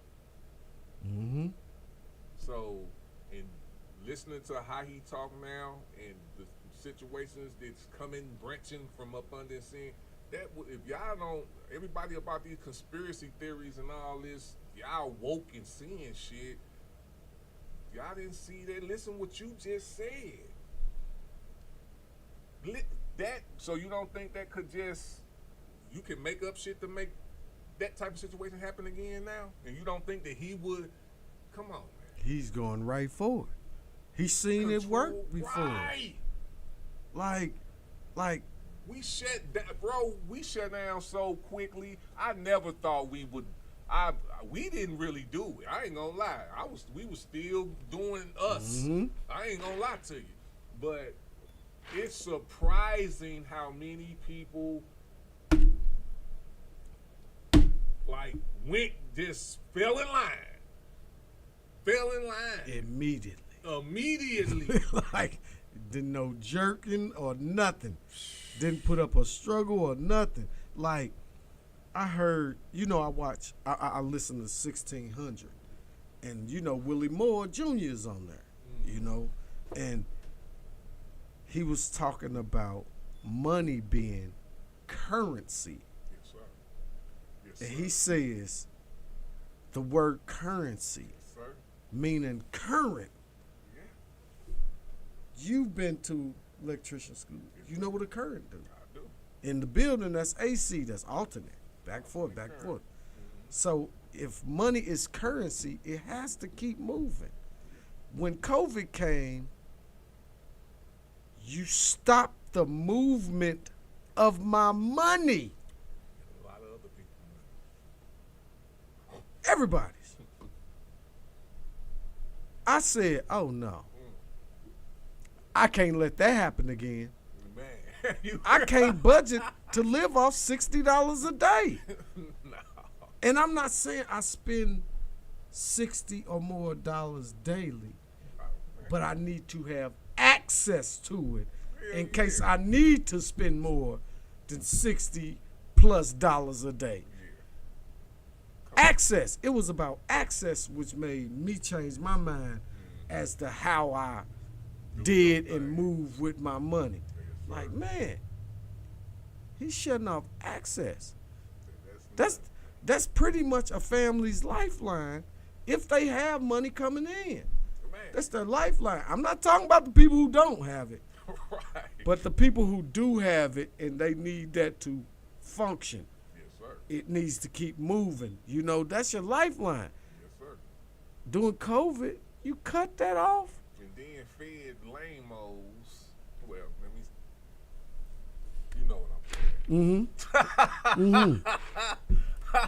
So that was the change for me. Like, oh, wait a minute, bro. You live at Mar-a-Lago.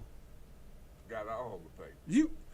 You probably got money, but don't even need to see it. But for those that are on regular wavelength, Right. regular modes, we need to be able to see the currency move like a current, Like it's supposed to be. like it's supposed to. Yeah. I said, oh no, I got something for that. They laughed at me at the gig, Man. and I started moving that direction my last few years at the bank. Like, wait a minute, man, this Yeah. I can't. No, man, you trying to shut my whole house down. It's a people don't understand, and when they understand it a little bit, but they take it and get mad that that's how it is. But when it's all comes down, that's just our money is the government money. It's the world money. It's regardless of what you say. So smart people understand that if your money is not going to be, it's not 100% safe in the bank. And you know, I said like this: if the country got hood, your money ain't safe nowhere. But don't think that your money is just because it's in the bank. Your money is being used. Your money can be lost. You know, is they gonna make some more money? Probably. You know what I'm saying? This is what they do. You just know that.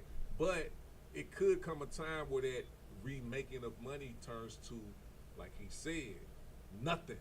Nothing. Like it don't mean nothing. But what you got You is physically what you got. is Yeah. good. Is that's what it's gonna be. But your money is it's getting used. That's why when people say the reparations, you know, this is not like back in the day when it was Greenwood, where they said black dollars and black. No, this is the world dollars. Sorry, y'all asked for it. We asked for it. So this is not money coming back to the black community. It could be used like that. Don't get me wrong. You get the right people coming, around, but that money that come back into the black community is still going to be used worldly. It's the currency. It's just like what you said. Just like her, you see shit moving. It's currency flowing through this bitch. You get what I'm saying? You can see it. You know what it is. So, hey, think of your money in a different way, man. And Yes. those banks, I don't know if many people, I just want to add this sprinkle to it. When you open that door to the bank, you see that sticker FDIC. Yep. That's insurance. So they saying your money is insured. But I don't need my money insured. I need assurance for my money. For my money. Yeah. You know what I'm saying? Yeah. And those are two different. And that's only up to what? A certain amount. A certain amount. Yeah, but it's a high amount. You know, it's people like us right now. It covers us. But if you had more than that, what the fuck that means just put that much in your shit? That's all you saying? I would. And probably I'll go to another one and put up to that amount in that one. Right. Because it's strategy. It's strategy. If they got the strategy to take it, you better have the strategy to know how to keep it. Better.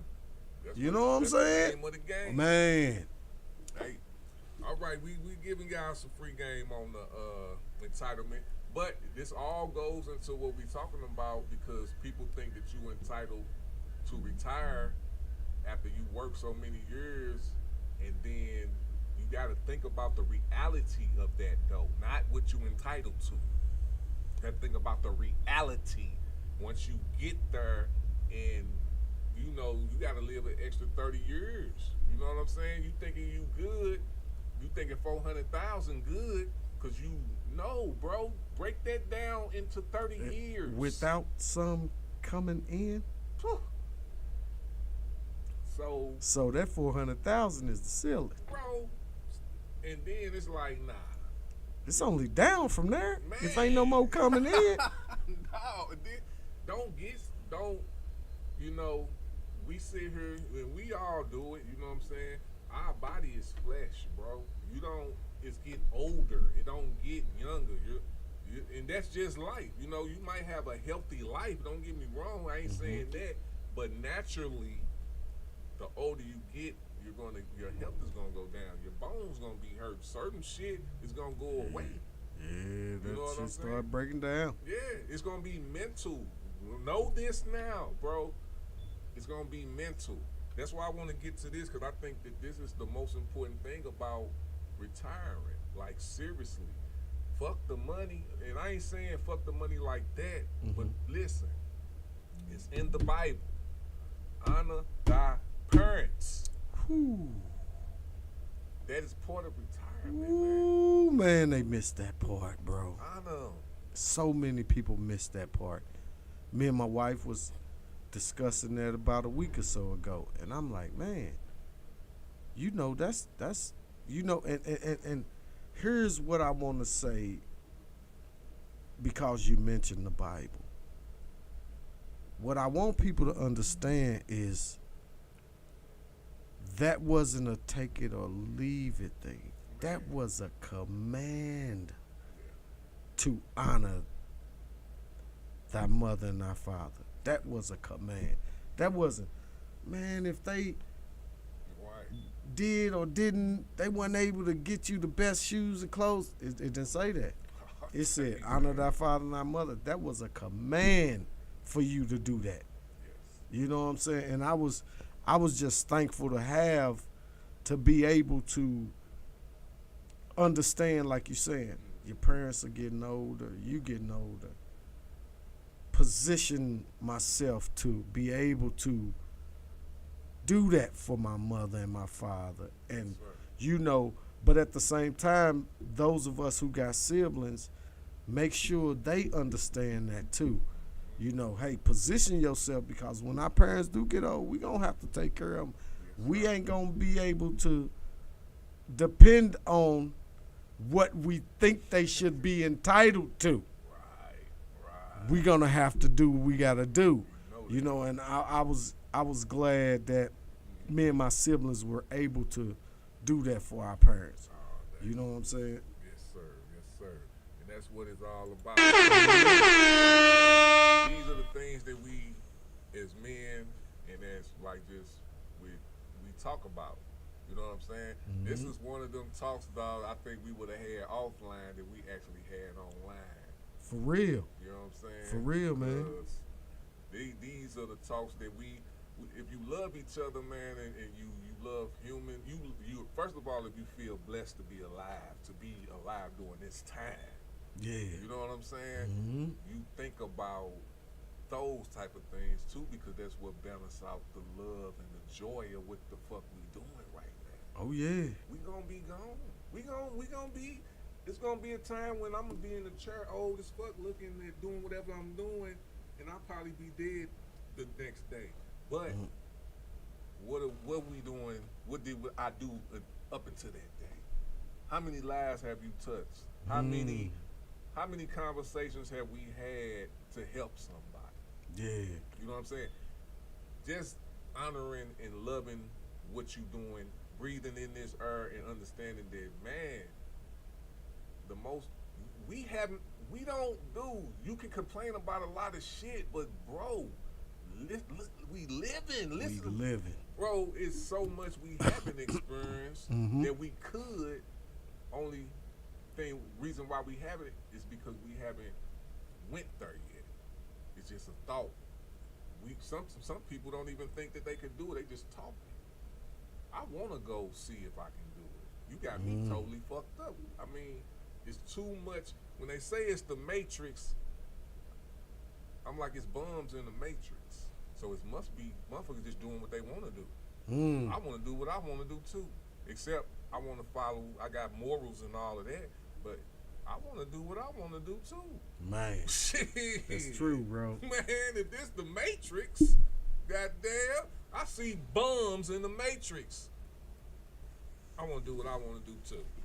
So, with that being said, hey, yeah, man, we just it's the spoke philosophy on that with the for council, a man. minute, bro. That's a, Dropping hey, gems, bro. These man. these real conversations.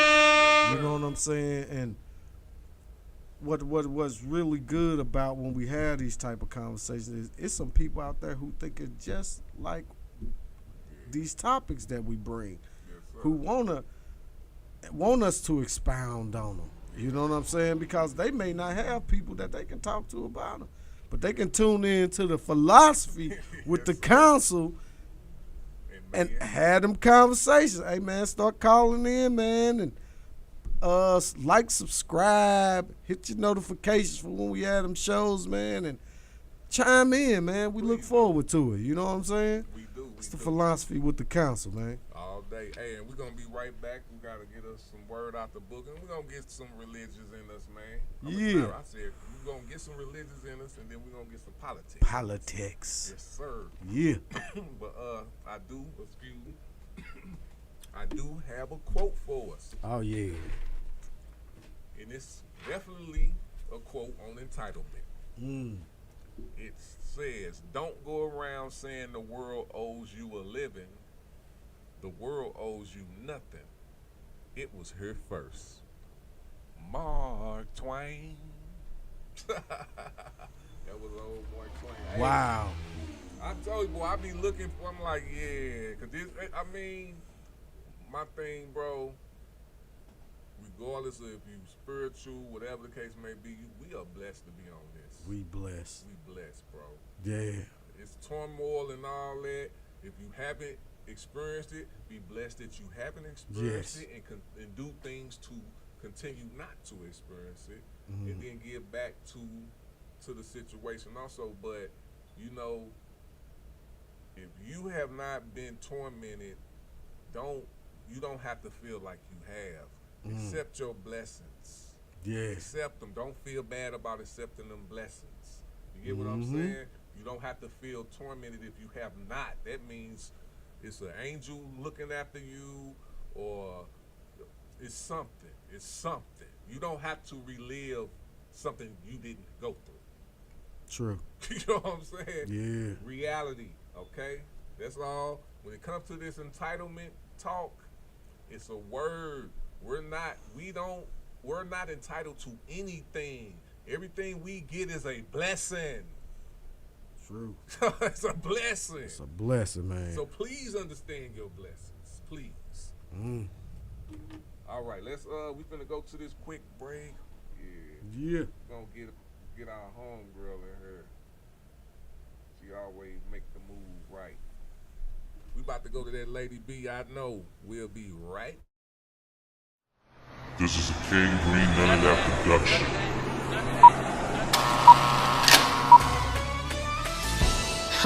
Yeah, I'm just telling you how I feel.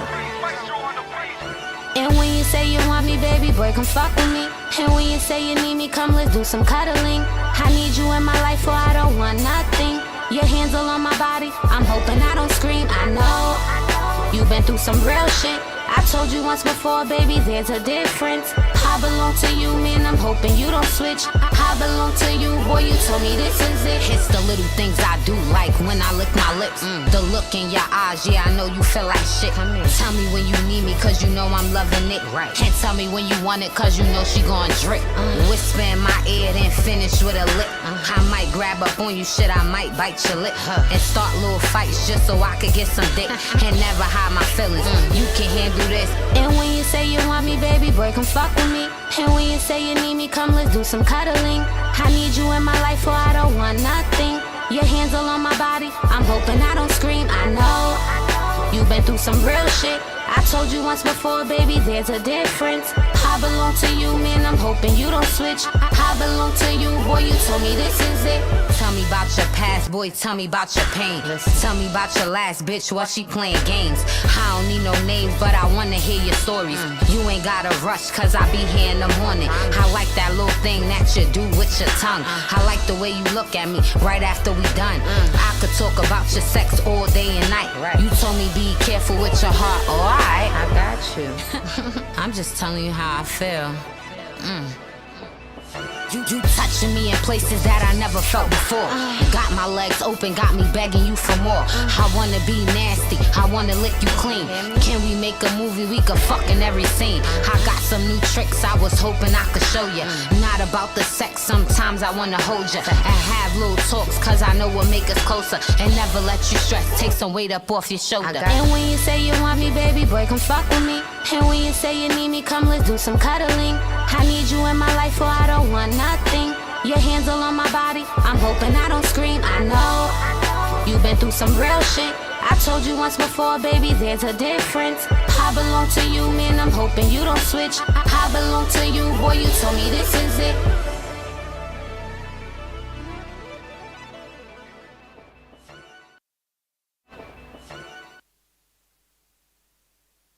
Make sure you tune in to the Philosophy Show, where all you have to do is pay full attention and you just might learn something.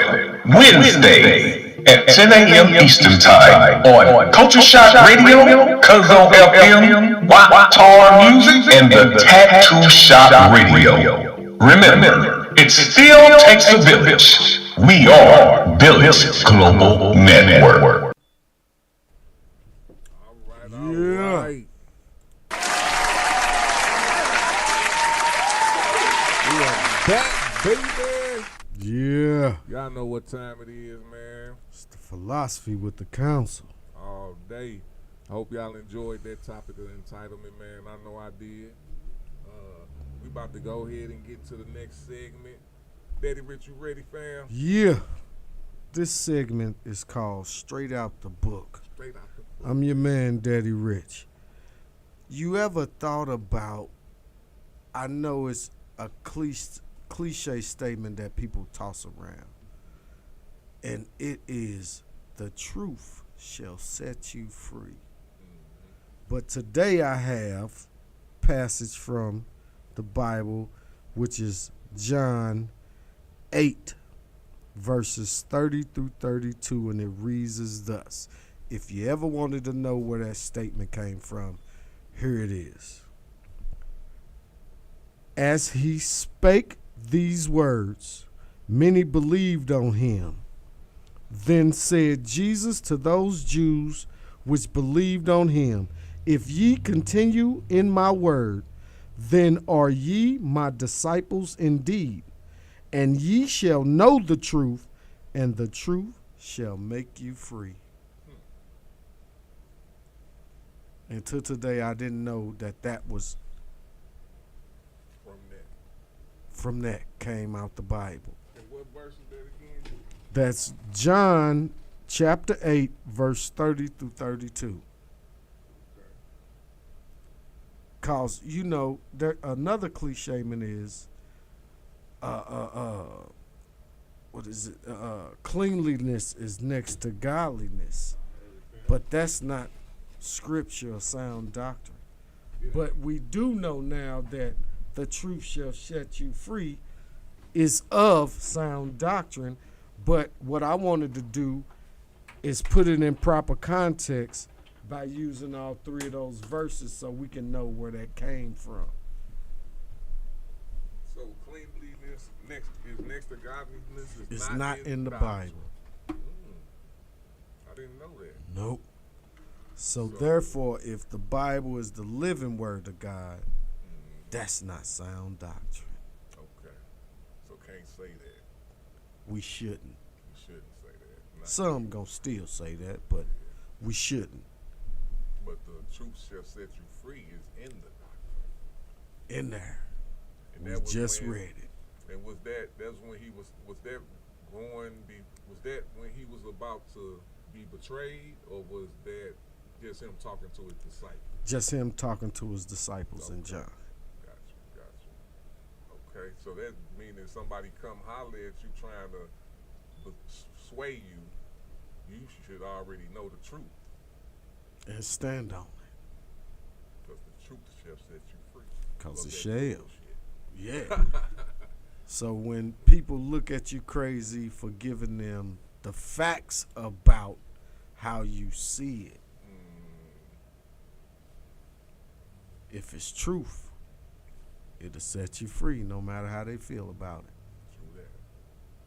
Because you done told me a whole lot of truths about the dealings with certain people in the underground, and it set me free.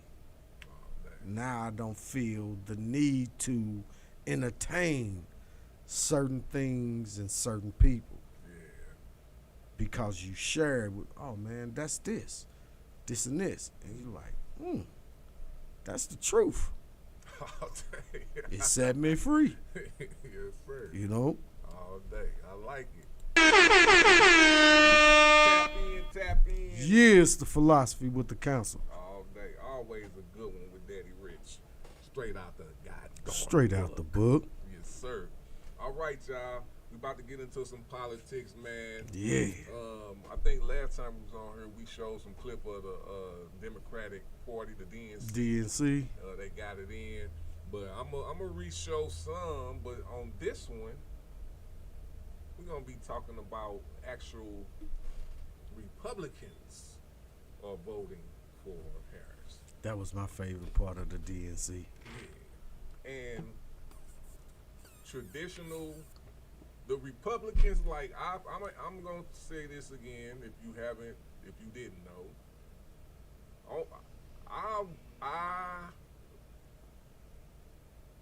I would say I am a Democrat, but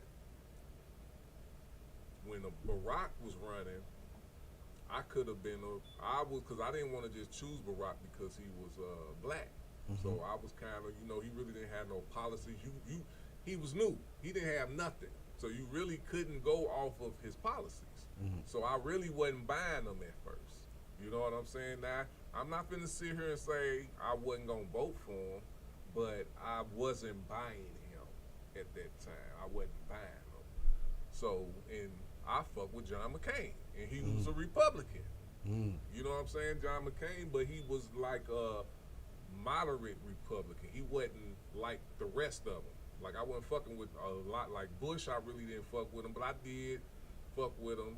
I voted Republican before. So, that's my point. Yeah. You know what I'm saying? So, when it comes to these Republicans, like, what's his name? George Bush definitely voting for Kamala, but he didn't vote for Trump. He didn't vote for Biden either. He wrote somebody in, not this last time, but when he went against Biden, he didn't even vote. That's how true Republicans would do, if you real about it. You know what I'm saying? But Dick Cheney, his vice president, Dick Cheney, is voting for Kamala. That's big. You know what I'm saying? His daughter voting for Kamala, but she been. I seen that. Yeah. She been. That was pretty dope. Yeah, so it's like, it's a change coming, and you got to look where that change coming in politics. If the Democrats are getting those type of Republicans to come over and vote for them, you got to look at that Republican Party now. Like, what is going on over there? What are they actually pushing to where, y'all supposed to be for the police and the government, but you got a straight nominee who's shitting on both of these. You know what I'm saying? Like, you are bolstering criminals who shitted on the Capitol Police. Some of them tripping, motherfuckers fucked up, and you want to let these people who did that free. This is your president. Shitting on the justice system, going places, doing photo shoots with people on top of people's graves that people that before you didn't nobody supposed to go there and do that. because it's you don't give a fuck. You ain't seeing how this, like, something's going wrong over there. You know what I'm saying? So, with that being said, what's up, Andre? Cheers, man.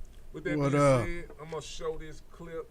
I call it, because this is what times we in right now, man.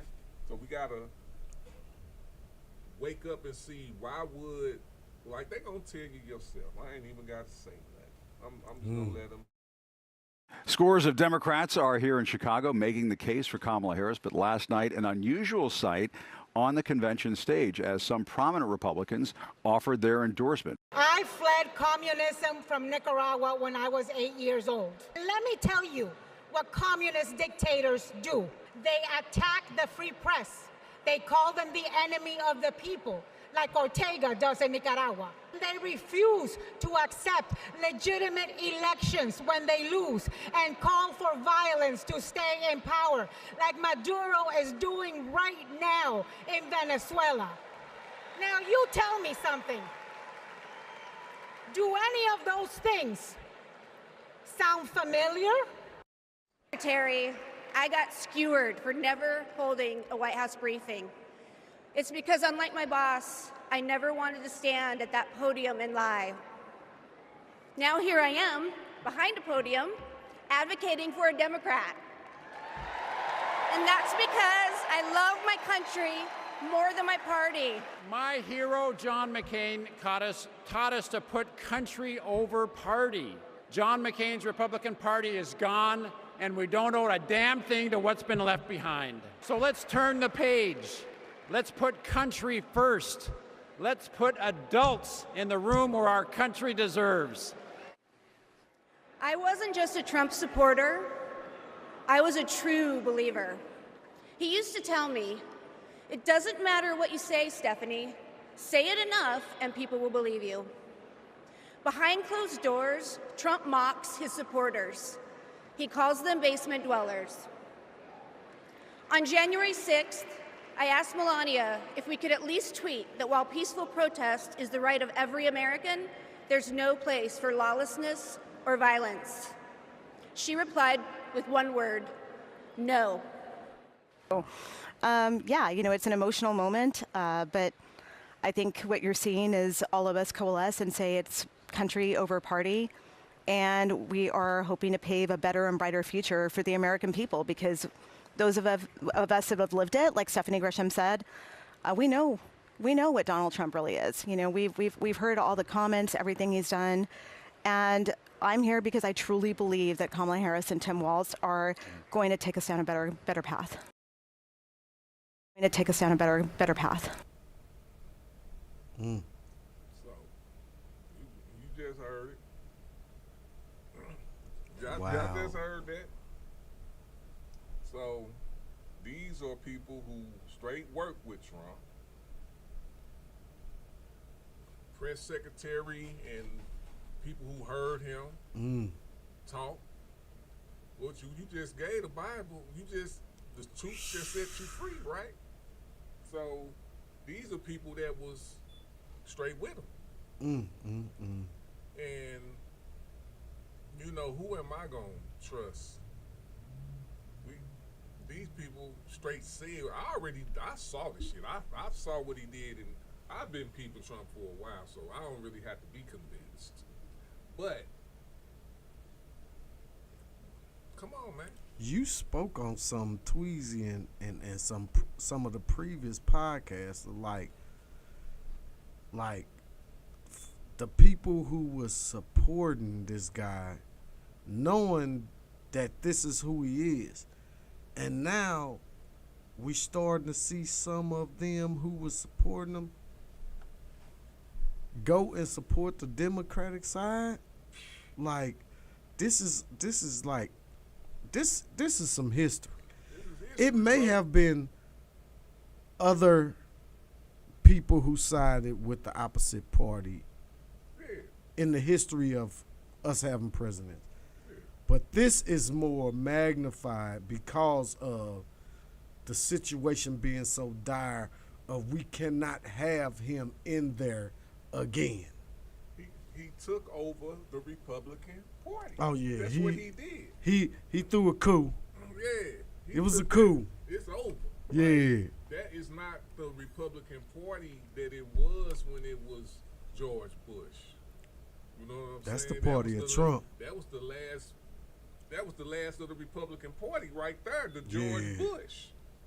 Where moderates were probably the majority. Now it's the conservative Republican. They went far conservative. Yeah. It was getting to the point where the Republicans was accepting gays. They were. One of the governors was found out to be gay, and he was on because he did some dumb shit. I can't remember the governor's name, but you can look this up. He was a Republican governor. I think he got caught fucking in the bathroom doing footsie type shit. Look that shit up. Oh, wow. Yeah.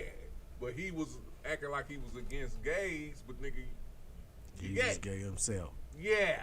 So with that happened, they had started to kind of, it got more gay friendly on the Republican side. And that's when Trump came, took their ass over, showed the racist shit and everything. Like, even though, I'm going to show this one guy, man, who I be following. He be talking to Republicans. He's the first person that was a Democrat that I knew in this era. Who talked to Republicans too.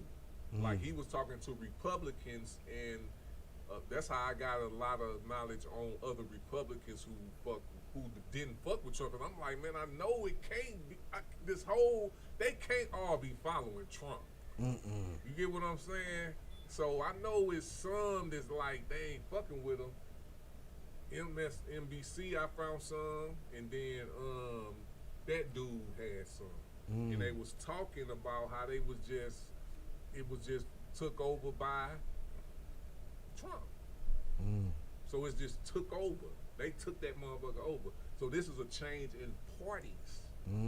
It ain't really the Republican Party. This is the MAGA Party. Yeah. That's what it should be. That's what it is. Yeah. So the Republicans siding with the Democrats right now is really what it was going to kind of turn into if Trump would have never got there. You get what I'm saying? Because they were becoming more moderate. Everybody was starting to get it together Congress-wise to where they wasn't acting racist. Like they had conservative things, but they wasn't doing what Trump was doing. It's outlandish. But they still had that base. You get what I'm saying? Like, you could even tell with how people, because I'm in the Union and the military at the time, so I'm seeing a broad look at white people, a broad look. Country, rural, from whatever to city. And it was a difference. You know what I'm saying? It was really a difference. Now, you always got ignorance, you know, because that's always even gonna with be. both of us. With both of us. Because you give to get. If you gonna say nigga, you gonna have somebody gonna try you. Because they not trying you because they racist. They trying you because why you saying it? Why I can't say it? I get, you know what I'm saying? They just gonna test the policy. They're gonna do it because they have the right to do it too. Because I done met some faulty mouth black people who talk to white people like they shouldn't talk back to you like you talking to them. Cracker this and just, I done seen that. I done saw that. And they think they can do that.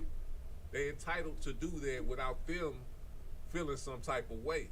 You get what I'm saying? Yeah. But I don't act like that. We talk to each other like we talking to each other or not. That's real, man. You know what I'm saying? But disrespectful talk, I feel like this when it comes to those type of things. If I say nigga, you can say nigga. You get the consequences for saying it. But job-wise, if I said it, You said I don't think we should get fired. You get what I'm saying? Now, if I don't say that and you say it to me, then you should get reprimanded. But if I'm saying it and everybody know I'm saying it and that person said, I don't think they should get fired. Sorry, but not sorry. Because you want to respect the game, respect the whole game. Respect the whole game. That's real talk, man. Shit. Say not the parts that make you look good, right? But the whole game. The whole game. You know what I'm saying? So that's how I was. But I peeped that when Trump got in, it was different. Motherfuckers felt like, just like now, if you got your kids pumping Trump, something is wrong with you. I just feel that. Period. Yeah. Let's snort some lines or something. I'm just but something is wrong. So if that is what it is, then that's like, I can't. It's weird to me. And my thing is, I know that our mental is decency, not judgmental. If Trump wasn't the president, I really wouldn't give a fuck. If he wasn't running for president or was the president, I really wouldn't, because you know what? I been knew you was that type of person. But you want to run the country? I think I have a problem with that. As you should. As you should, brother. I think I have an issue with that. You know, if this was any other Republican candidate, I probably wouldn't be even tripping off this like this. You know what I'm saying? I probably would still be a Democrat and, you know, doing that part, but I wouldn't be this passionate about it. You know what I'm saying? This is something, to me, this is the highest seat in the country. Man, come on, to have somebody like that, okay. That's how we let them get away with the first one because y'all fucking, it was right privilege to me, goddamn. Y'all look at this dude like a baby? This is how because y'all know he ain't. You say you wouldn't stash your work around the crackhead. Bruh! And expect it all to be there when you get back. Come on, bro. Like, for real. Woo. Man, So, you talking about a narcissist in a seat of power? You do. We got shut down. That's why, let's bring that back. When they limited access to your money. They shut down your jobs if they did. You know what I'm saying? Some jobs, do y'all see any gold gyms anymore? Nah. You know why? Because the pandemic killed them. But it's some other ones that popped up after that, along with what else? A lot of dispensaries. You know what I'm saying? So that pandemic fucked some people up, whoever that was, and then it built for somebody else. Who was it? That's it. You know what I'm saying? So during that pandemic, that's that one part, but on our part, it was more about controlling what we do. And we, as just like in 9/11, when 9/11 happened and we wanted to go to war, oh yeah, then they ushered in surveillance everywhere. Before 9/11, I remember growing up, motherfucker didn't want people watching us like that. That was the saying back then. Stay out of our business. To be on computers and putting all our shit on computers like we do now, we wasn't on that when I was growing up. No. So what happens in Vegas stays in Vegas. You heard me? We wasn't that out there like this. We cherished our privacy. We did. Like, we don't cherish our privacy like that no more. And you know, even man, you see the people that's on TV now, bro. Did you see that one? Speak on it, bro. Now, listen, and I'm gonna say this is purely me being an asshole right now. I'm just gonna be real, 'cause I gotta be honest. Whoever this ugly motherfucking guy, dude, female looking, whatever this ugly, I don't know what this is. I don't know if this, I think it's a dude, a really ugly ass dude. Like, I'm talking about gross ugly. That is a girl that is, I guess, thinks he's a girl or transsexual, but it looks like a dude. You know what I'm saying? And they got this motherfucker everywhere.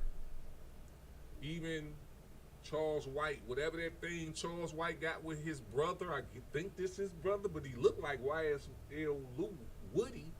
But I don't, whoever it is, he was on there with them. I'm like, but my thing is, some people need to just, you know, and I am being an asshole, and I'm gonna accept whatever come with it because, you know, some things, I think, some things should just be kept. We need to keep some stuff in the private. Yeah, definitely. Wow. So that's what I'm going to say because, whoa, like, bro, I'm gonna pull it up and show you so you can see. I'm pretty sure you know who I'm talking about though, because this is the most ugliest, famous motherfucker I'd have ever seen. Oh wow. Yeah, and I mean, I saw this motherfucker before they got on the Charles White thing, and I'm looking like, what? Because I'm thinking like, whatever this person is, they're just on social media, just, you know, doing what everybody else do. I think I know who and what you talking about. I think is that, yeah. Is it Aunt Nita or something like that? That one, that's the second ugliest one. Oh wow. No, This one worse than? This one worse than that. But I just saw that when they had to quit. I'm like, I ain't even, because at first I didn't know. I thought she did. That motherfucker was on there talking about like, I had everybody fooled. I was a woman. I thought that was an ugly ass female because of whatever was going on. And then once because I followed it, and then I'm like, this is a. Then when it wasn't no makeup in it, I'm like, what is going on? Wow. I'm like, what is, so, yeah, that's all I can say, bro. Wow. I'm just like, say we doing too much. And dudes are on them. I'm not, men, dudes, regular dudes. Yeah.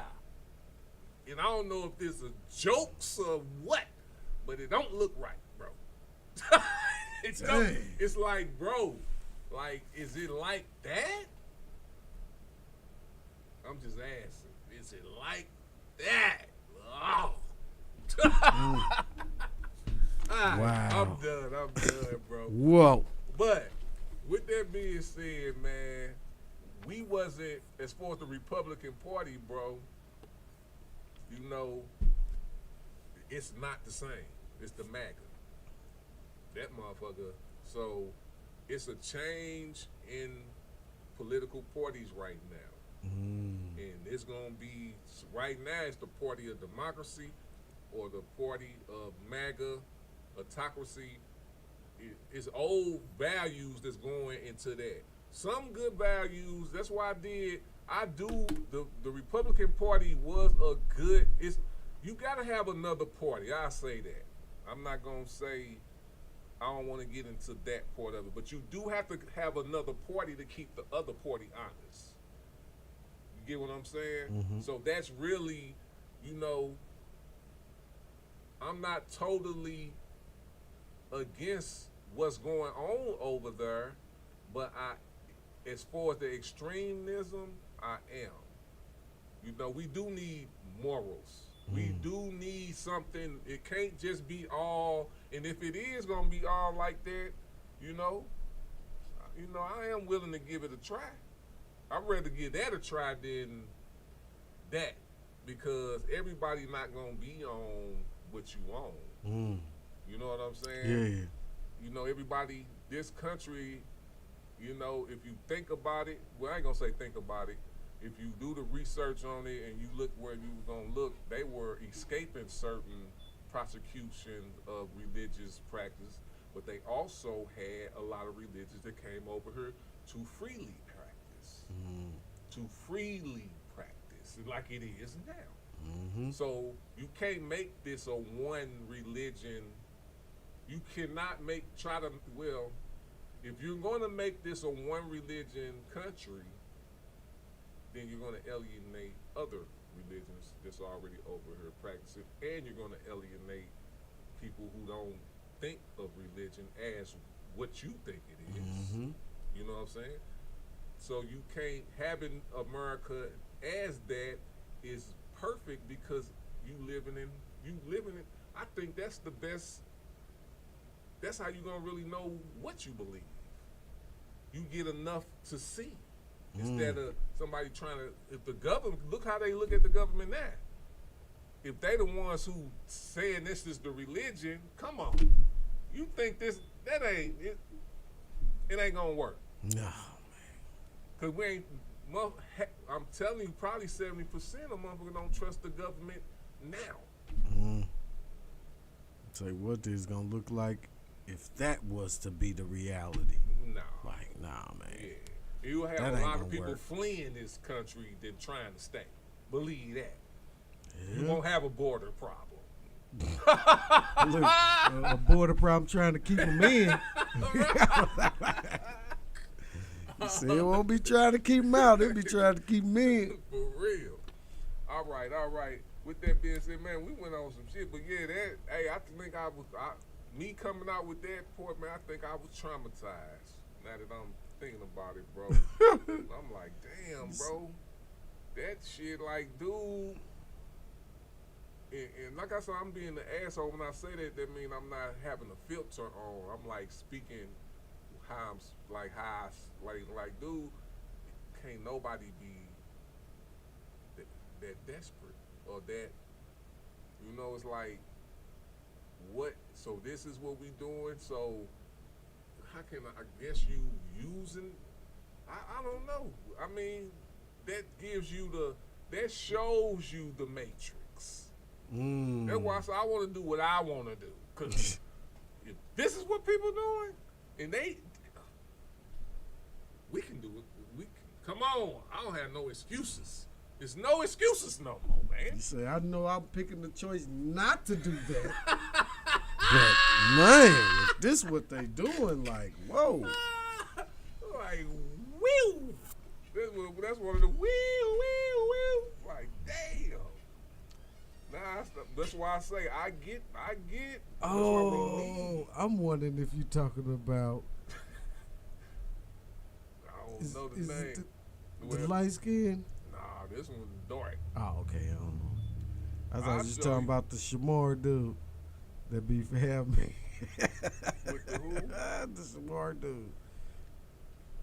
I don't know. Oh, man. Don't worry about it. You ain't missing nothing. Well, cause obviously I need to see these motherfuckers. Oh, yeah. They threw me off. Like, hold the fuck up. What is going on? There's some weird shit going on out here, bro. All right, man. I've got one more clip for us. This is called Trump News versus Kamala News. The Venn diagram. Man, so here we go. And these queens, they be, whew. I'm feeling so good about 2024, man. Our queens, for some reason, that just makes me feel good. Like, I'm just, like, on there, it was all queens talking. And I'm talking about not just black queens, I'm just talking about queens, period. It was all queens, bro. It was one dude on there. The rest of them was straight queens talking. So, this called Trump News versus Kamala News, man. Here we go. Ever since Vice President Kamala Harris ascended to the top of the Democratic presidential ticket last month, Donald Trump supporters have called her a Jezebel and someone who slept her way to the top. At a rally in Michigan, Trump's running mate, J.D. Vance, insinuated that Harris was some sort of welfare queen. And today, Vance posted this video from a 2007 Miss Teen USA pageant with the caption, "I have gotten a hold of the full Kamala Harris CNN interview." Not to be outdone, Donald Trump amplified the racist, sexist attacks this week, reposting this photo, which features Kamala Harris, Hillary Clinton, and a lewd caption, "Not suitable for this program." So you have been vice president for 3.5 years. Yeah. The steps that you're talking about now, why haven't you done them already? They're coming in by millions and millions, and a lot of them are taking the jobs for the black population. On the same day Kamala Harris is grilled on energy policy, Donald Trump was tossing around racial stereotypes and calling immigrants' jobs black jobs. This is a critical moment for the country, and how these two candidates are covered matters. Now, with Kamala Harris obsessed with her looks, obsessed with her laugh, obsessed with her race. But I say that I am much better looking than her. I think I'm much better. Much better. I'm a better looking person than Kamala. Have you heard her laugh? That is the laugh of a crazy person. That is the laugh of a crazy. It's the laugh of a lunatic. She was Indian all the way, and then all of a sudden she made a turn, and she became a black person. Just to be clear, she's now obsessed with her personal life, fixating on a man she dated 3 decades ago in the most crude and disgusting ways imaginable. This from a man who had affairs with a porn star and Playboy bunnies and was friends with Jeffrey Epstein, got caught on the Access Hollywood tape bragging about sexually assaulting women, and was found liable by a jury of his peers for sexual assault, while the judge overseeing that case said what Trump did amounted to rape. Harris was hammered in the headlines for her economic plan. What was Trump up to at the exact same time? Defiling an American military cemetery for a photo op, thumbs up and a cheesy smile on sacred ground. And while Kamala Harris was criticized for not giving more interviews, Trump was on mega MAGA podcasts and in the safe space of his billionaire buddy Elon Musk. While Harris is dealing with the war in Gaza, Trump is on the phone too with his lawyers, trying to stay out of jail. Anyone ask him about any of that lately, or any of his comments this week? How about this one? It was on Fox News, mind you, that he had every right to interfere in the 2020 election. Whoever heard you get indicted for interfering with a presidential election where you have every right to do it? You get indicted and your poll numbers go up. When people get indicted, your poll numbers go down. But it's such nonsense. I mean, surely that matters. Was that a tree falling in the forest? Did anyone hear that? I guess not. Bro, did you just hear that? Bro, this guy is a idiot.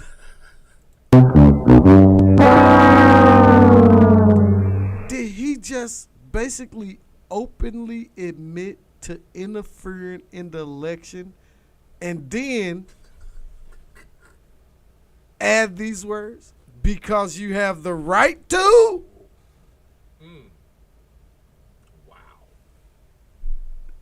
That's why him and Putin See? tight. See? And he just said it. Man. Because Putin helped him interfere in those elections. Real talk. He just admitted. Bro. And that's tape.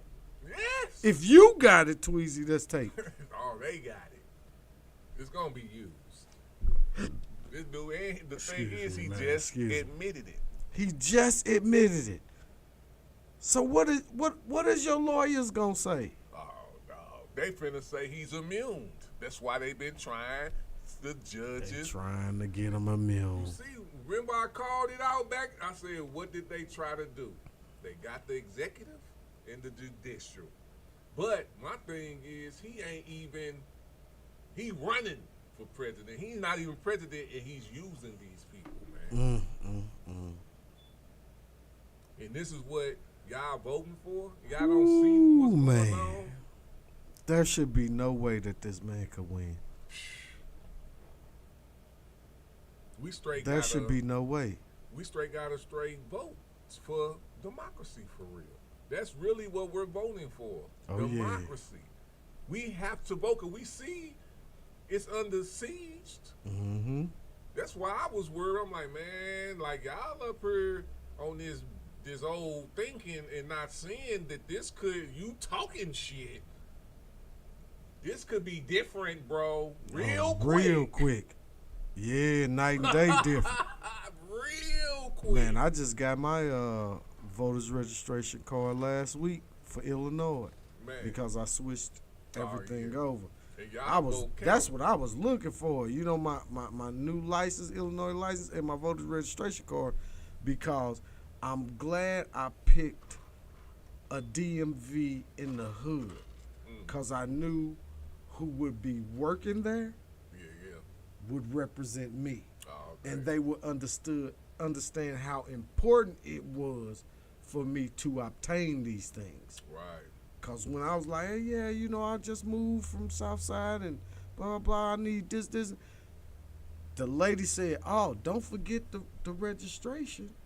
I said, you can do that here too? She said, yeah. I said, let me do that too. Because I want to make sure. And, you know, I started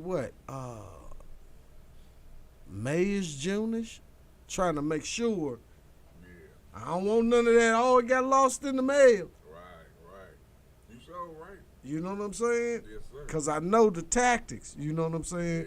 Yeah. And they got 'em. we got to be more aware, man. We got to go get stuff before we need it. Yes, sir. Then that gives us a leg to stand on. You know, we ain't just, as they say, chronic complainers. Oh, man, they tried to. No.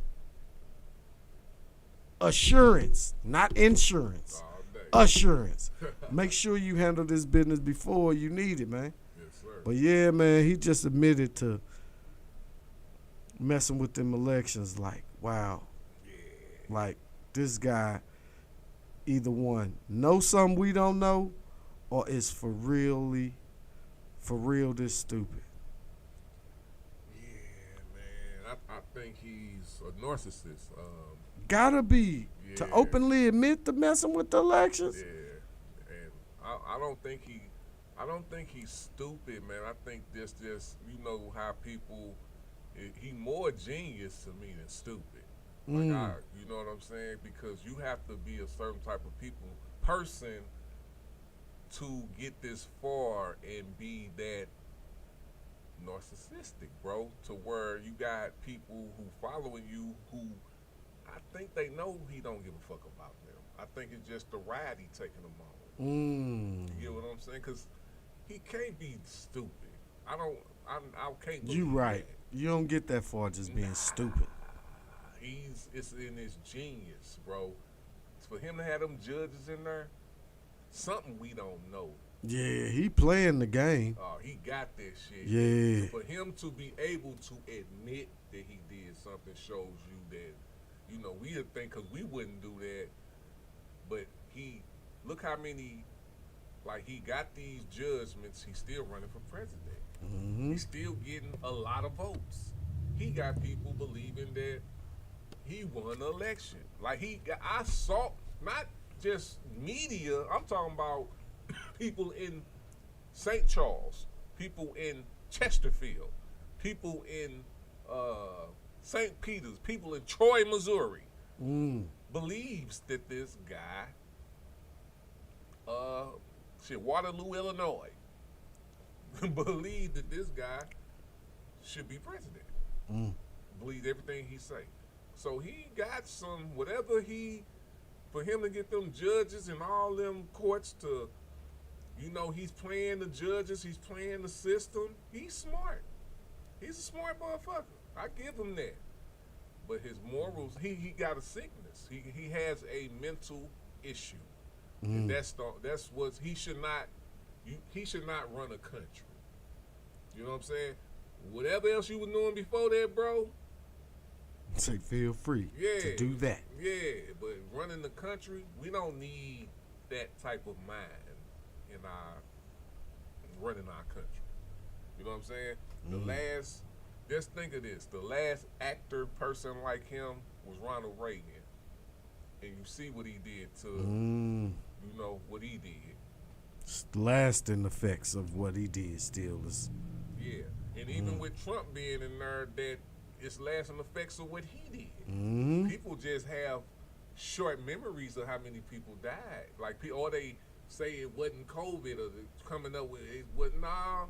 I don't care if it wasn't COVID. It was still under Trump's. It was something.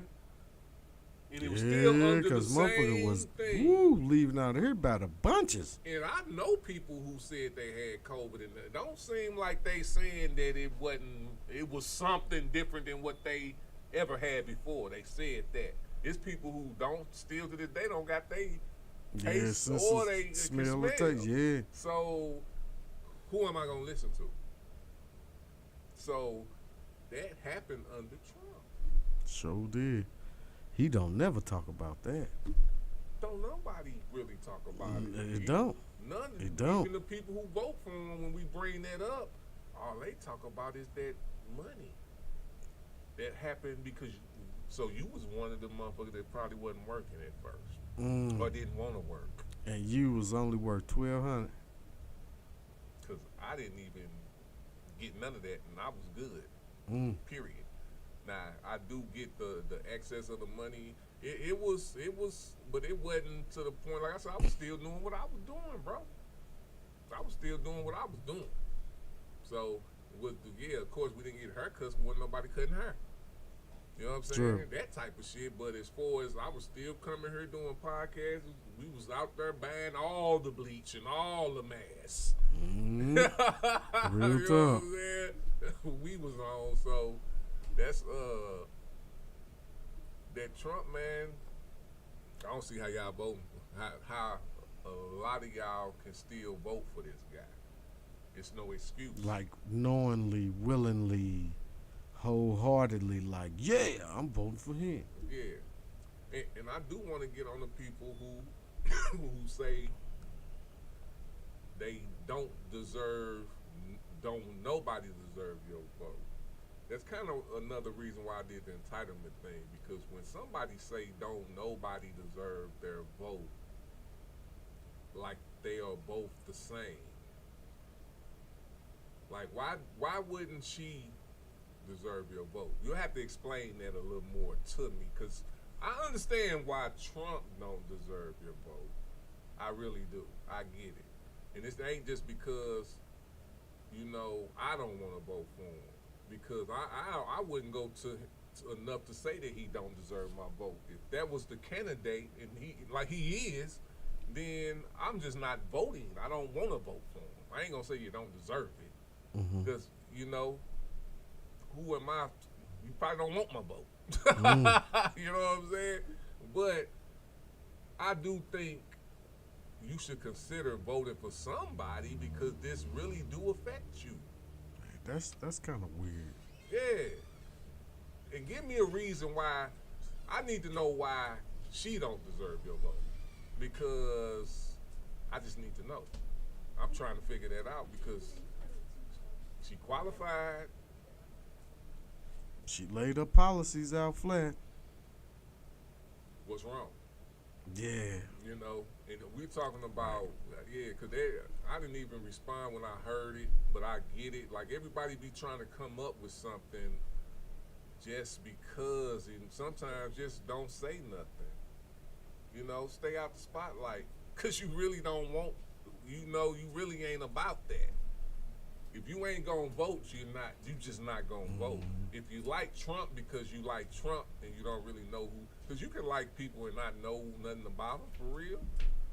But if you like him because of what he stand for, then now I gotta look at you kind of what do you stand for then? Yeah. And then, the ones that say don't neither deserve the vote, or I'm not voting for her just because she black. I think that's that so-called woke community type. And that is, in itself, says I'm sleep. But, okay, if you have to title yourself as the woke generation or the woke whatever. Right. Like to me, that says you're Sleep. even further. Yeah. You know, what but you woke to. exactly, like, cause we all living this shit. it's just like man, I just wanna. Not I wanna just. I don't want to say those are the type of people that I just want to have some. It's like the wow factor or shock value is why they do. You know what I'm saying? Because you're not really making no statement if you can't, as one, explain why neither one deserves your vote, or you won't vote for her because she's black. If you can't explain that, or you don't have another option to, well, put this person there, or this is who will vote for. You know what I'm saying? It ain't never that. It's just, it's like for shock value, a conversation piece. Like, you know, and now you hear all of them, oh, man, I did the research. No, it sounds like you researched what you wanted to research. You didn't do the full landscape. I just need to find one reason not to vote for it. And you may have researched and found that one reason to say, you know what, that'll make me not vote for it. You know what I'm saying? Oh, she put black men in jail. Right. Now, did she put innocent black men in jail, or did she put criminals? That's a difference. That's a deciding factor. It is. Now, but you're the same person that say, I won't vote for her just because she black. But I will not vote for her because she put a black man in jail. Right. But not the deciding factor was he actually out there doing criminal activity. Exactly. Now, an innocent black man, I get your point. We got something to talk about. Exactly, but well, you don't know if they spend shit up there. Mm-hmm. To be honest, I do. You just don't want to hear that answer. It's like, no. I grew up in the hood, bro. I'm still in the hood. I see it. That's my boy. Yeah, I'm gonna act like he ain't that man, but he is. We know. And then she was prosecutor in California. San Francisco. We talking about home of the gangs? Come on, man. That's where the gangs came from, right? Hell yeah. Like, and I'm not talking about all gangs. We know what gangs I'm talking about. Man, it's and everywhere. The branches of those gangs that are out there. This is California. Yeah. Like, you ain't just... That's big Tookie Williams. Come on, man. Yeah, I know. So don't do us like that, man. Man, it's just a conversation piece of wow factor, shock value. Yeah. Because they don't really... And they be, and you know, if you make a post that people gonna be like, what the? If we both went on there right now, like, man, I am the richest man in St. Louis. Man. People know us for real. Right. It's gonna start there. It's real talk. Like, man, I just seen them the other day, man. It ain't. You know what I'm saying? Like, that's the wow factor type thing. Like, come on, man. You know somebody was going to have a reaction for you saying that. Right. You ain't lying, man. But, hey, it is what it is. That's why I say it's America. You can do what you want. That's why I say if we in the Matrix, man, I want to do what I want to do. Because these motherfuckers doing what they want to do. Obviously. You know what I'm saying? And it ain't making no sense at all. And some of it, well, I don't know what it is on the Facebook. You got to do a lot of crazy shit to make money off Facebook. That's why I see that's what that is. Because it's like, okay, the shock value, like you say, that's shock value for your ass. Mm-hmm. I hope that you getting paid off of that. God damn. Ugh. Wow. Woo. That's another game, baby. Man. I ain't with it. Say the wrong levels to the shit. Hey, woo! But these motherfuckers say, I want all the money. All right. Fuck that. Nah, I'm good. I'm not that desperate. All right, and it's a lot of better ways, man, that we can get some change. You know, it's gonna take energy, but it ain't gonna have to take that type of energy. You know what I'm saying? So, hey, we need to get up out of here, man. It's about to be 5 o'clock. We went over about an hour, bro. Oh, wow. All Say day. shortcut, get your cut short. All day, every day, man. But, hey, we'll see y'all on the next one, man. I have some more shit for you. I'm looking forward to the next conversation, bro. Definitely, man. It's philosophy with the council. All yeah. day. We'll see y'all in a minute. Peace.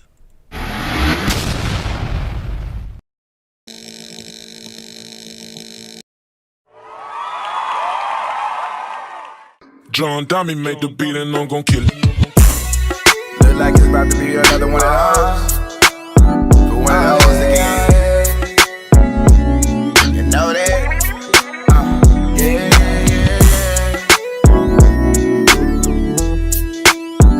Oh yeah,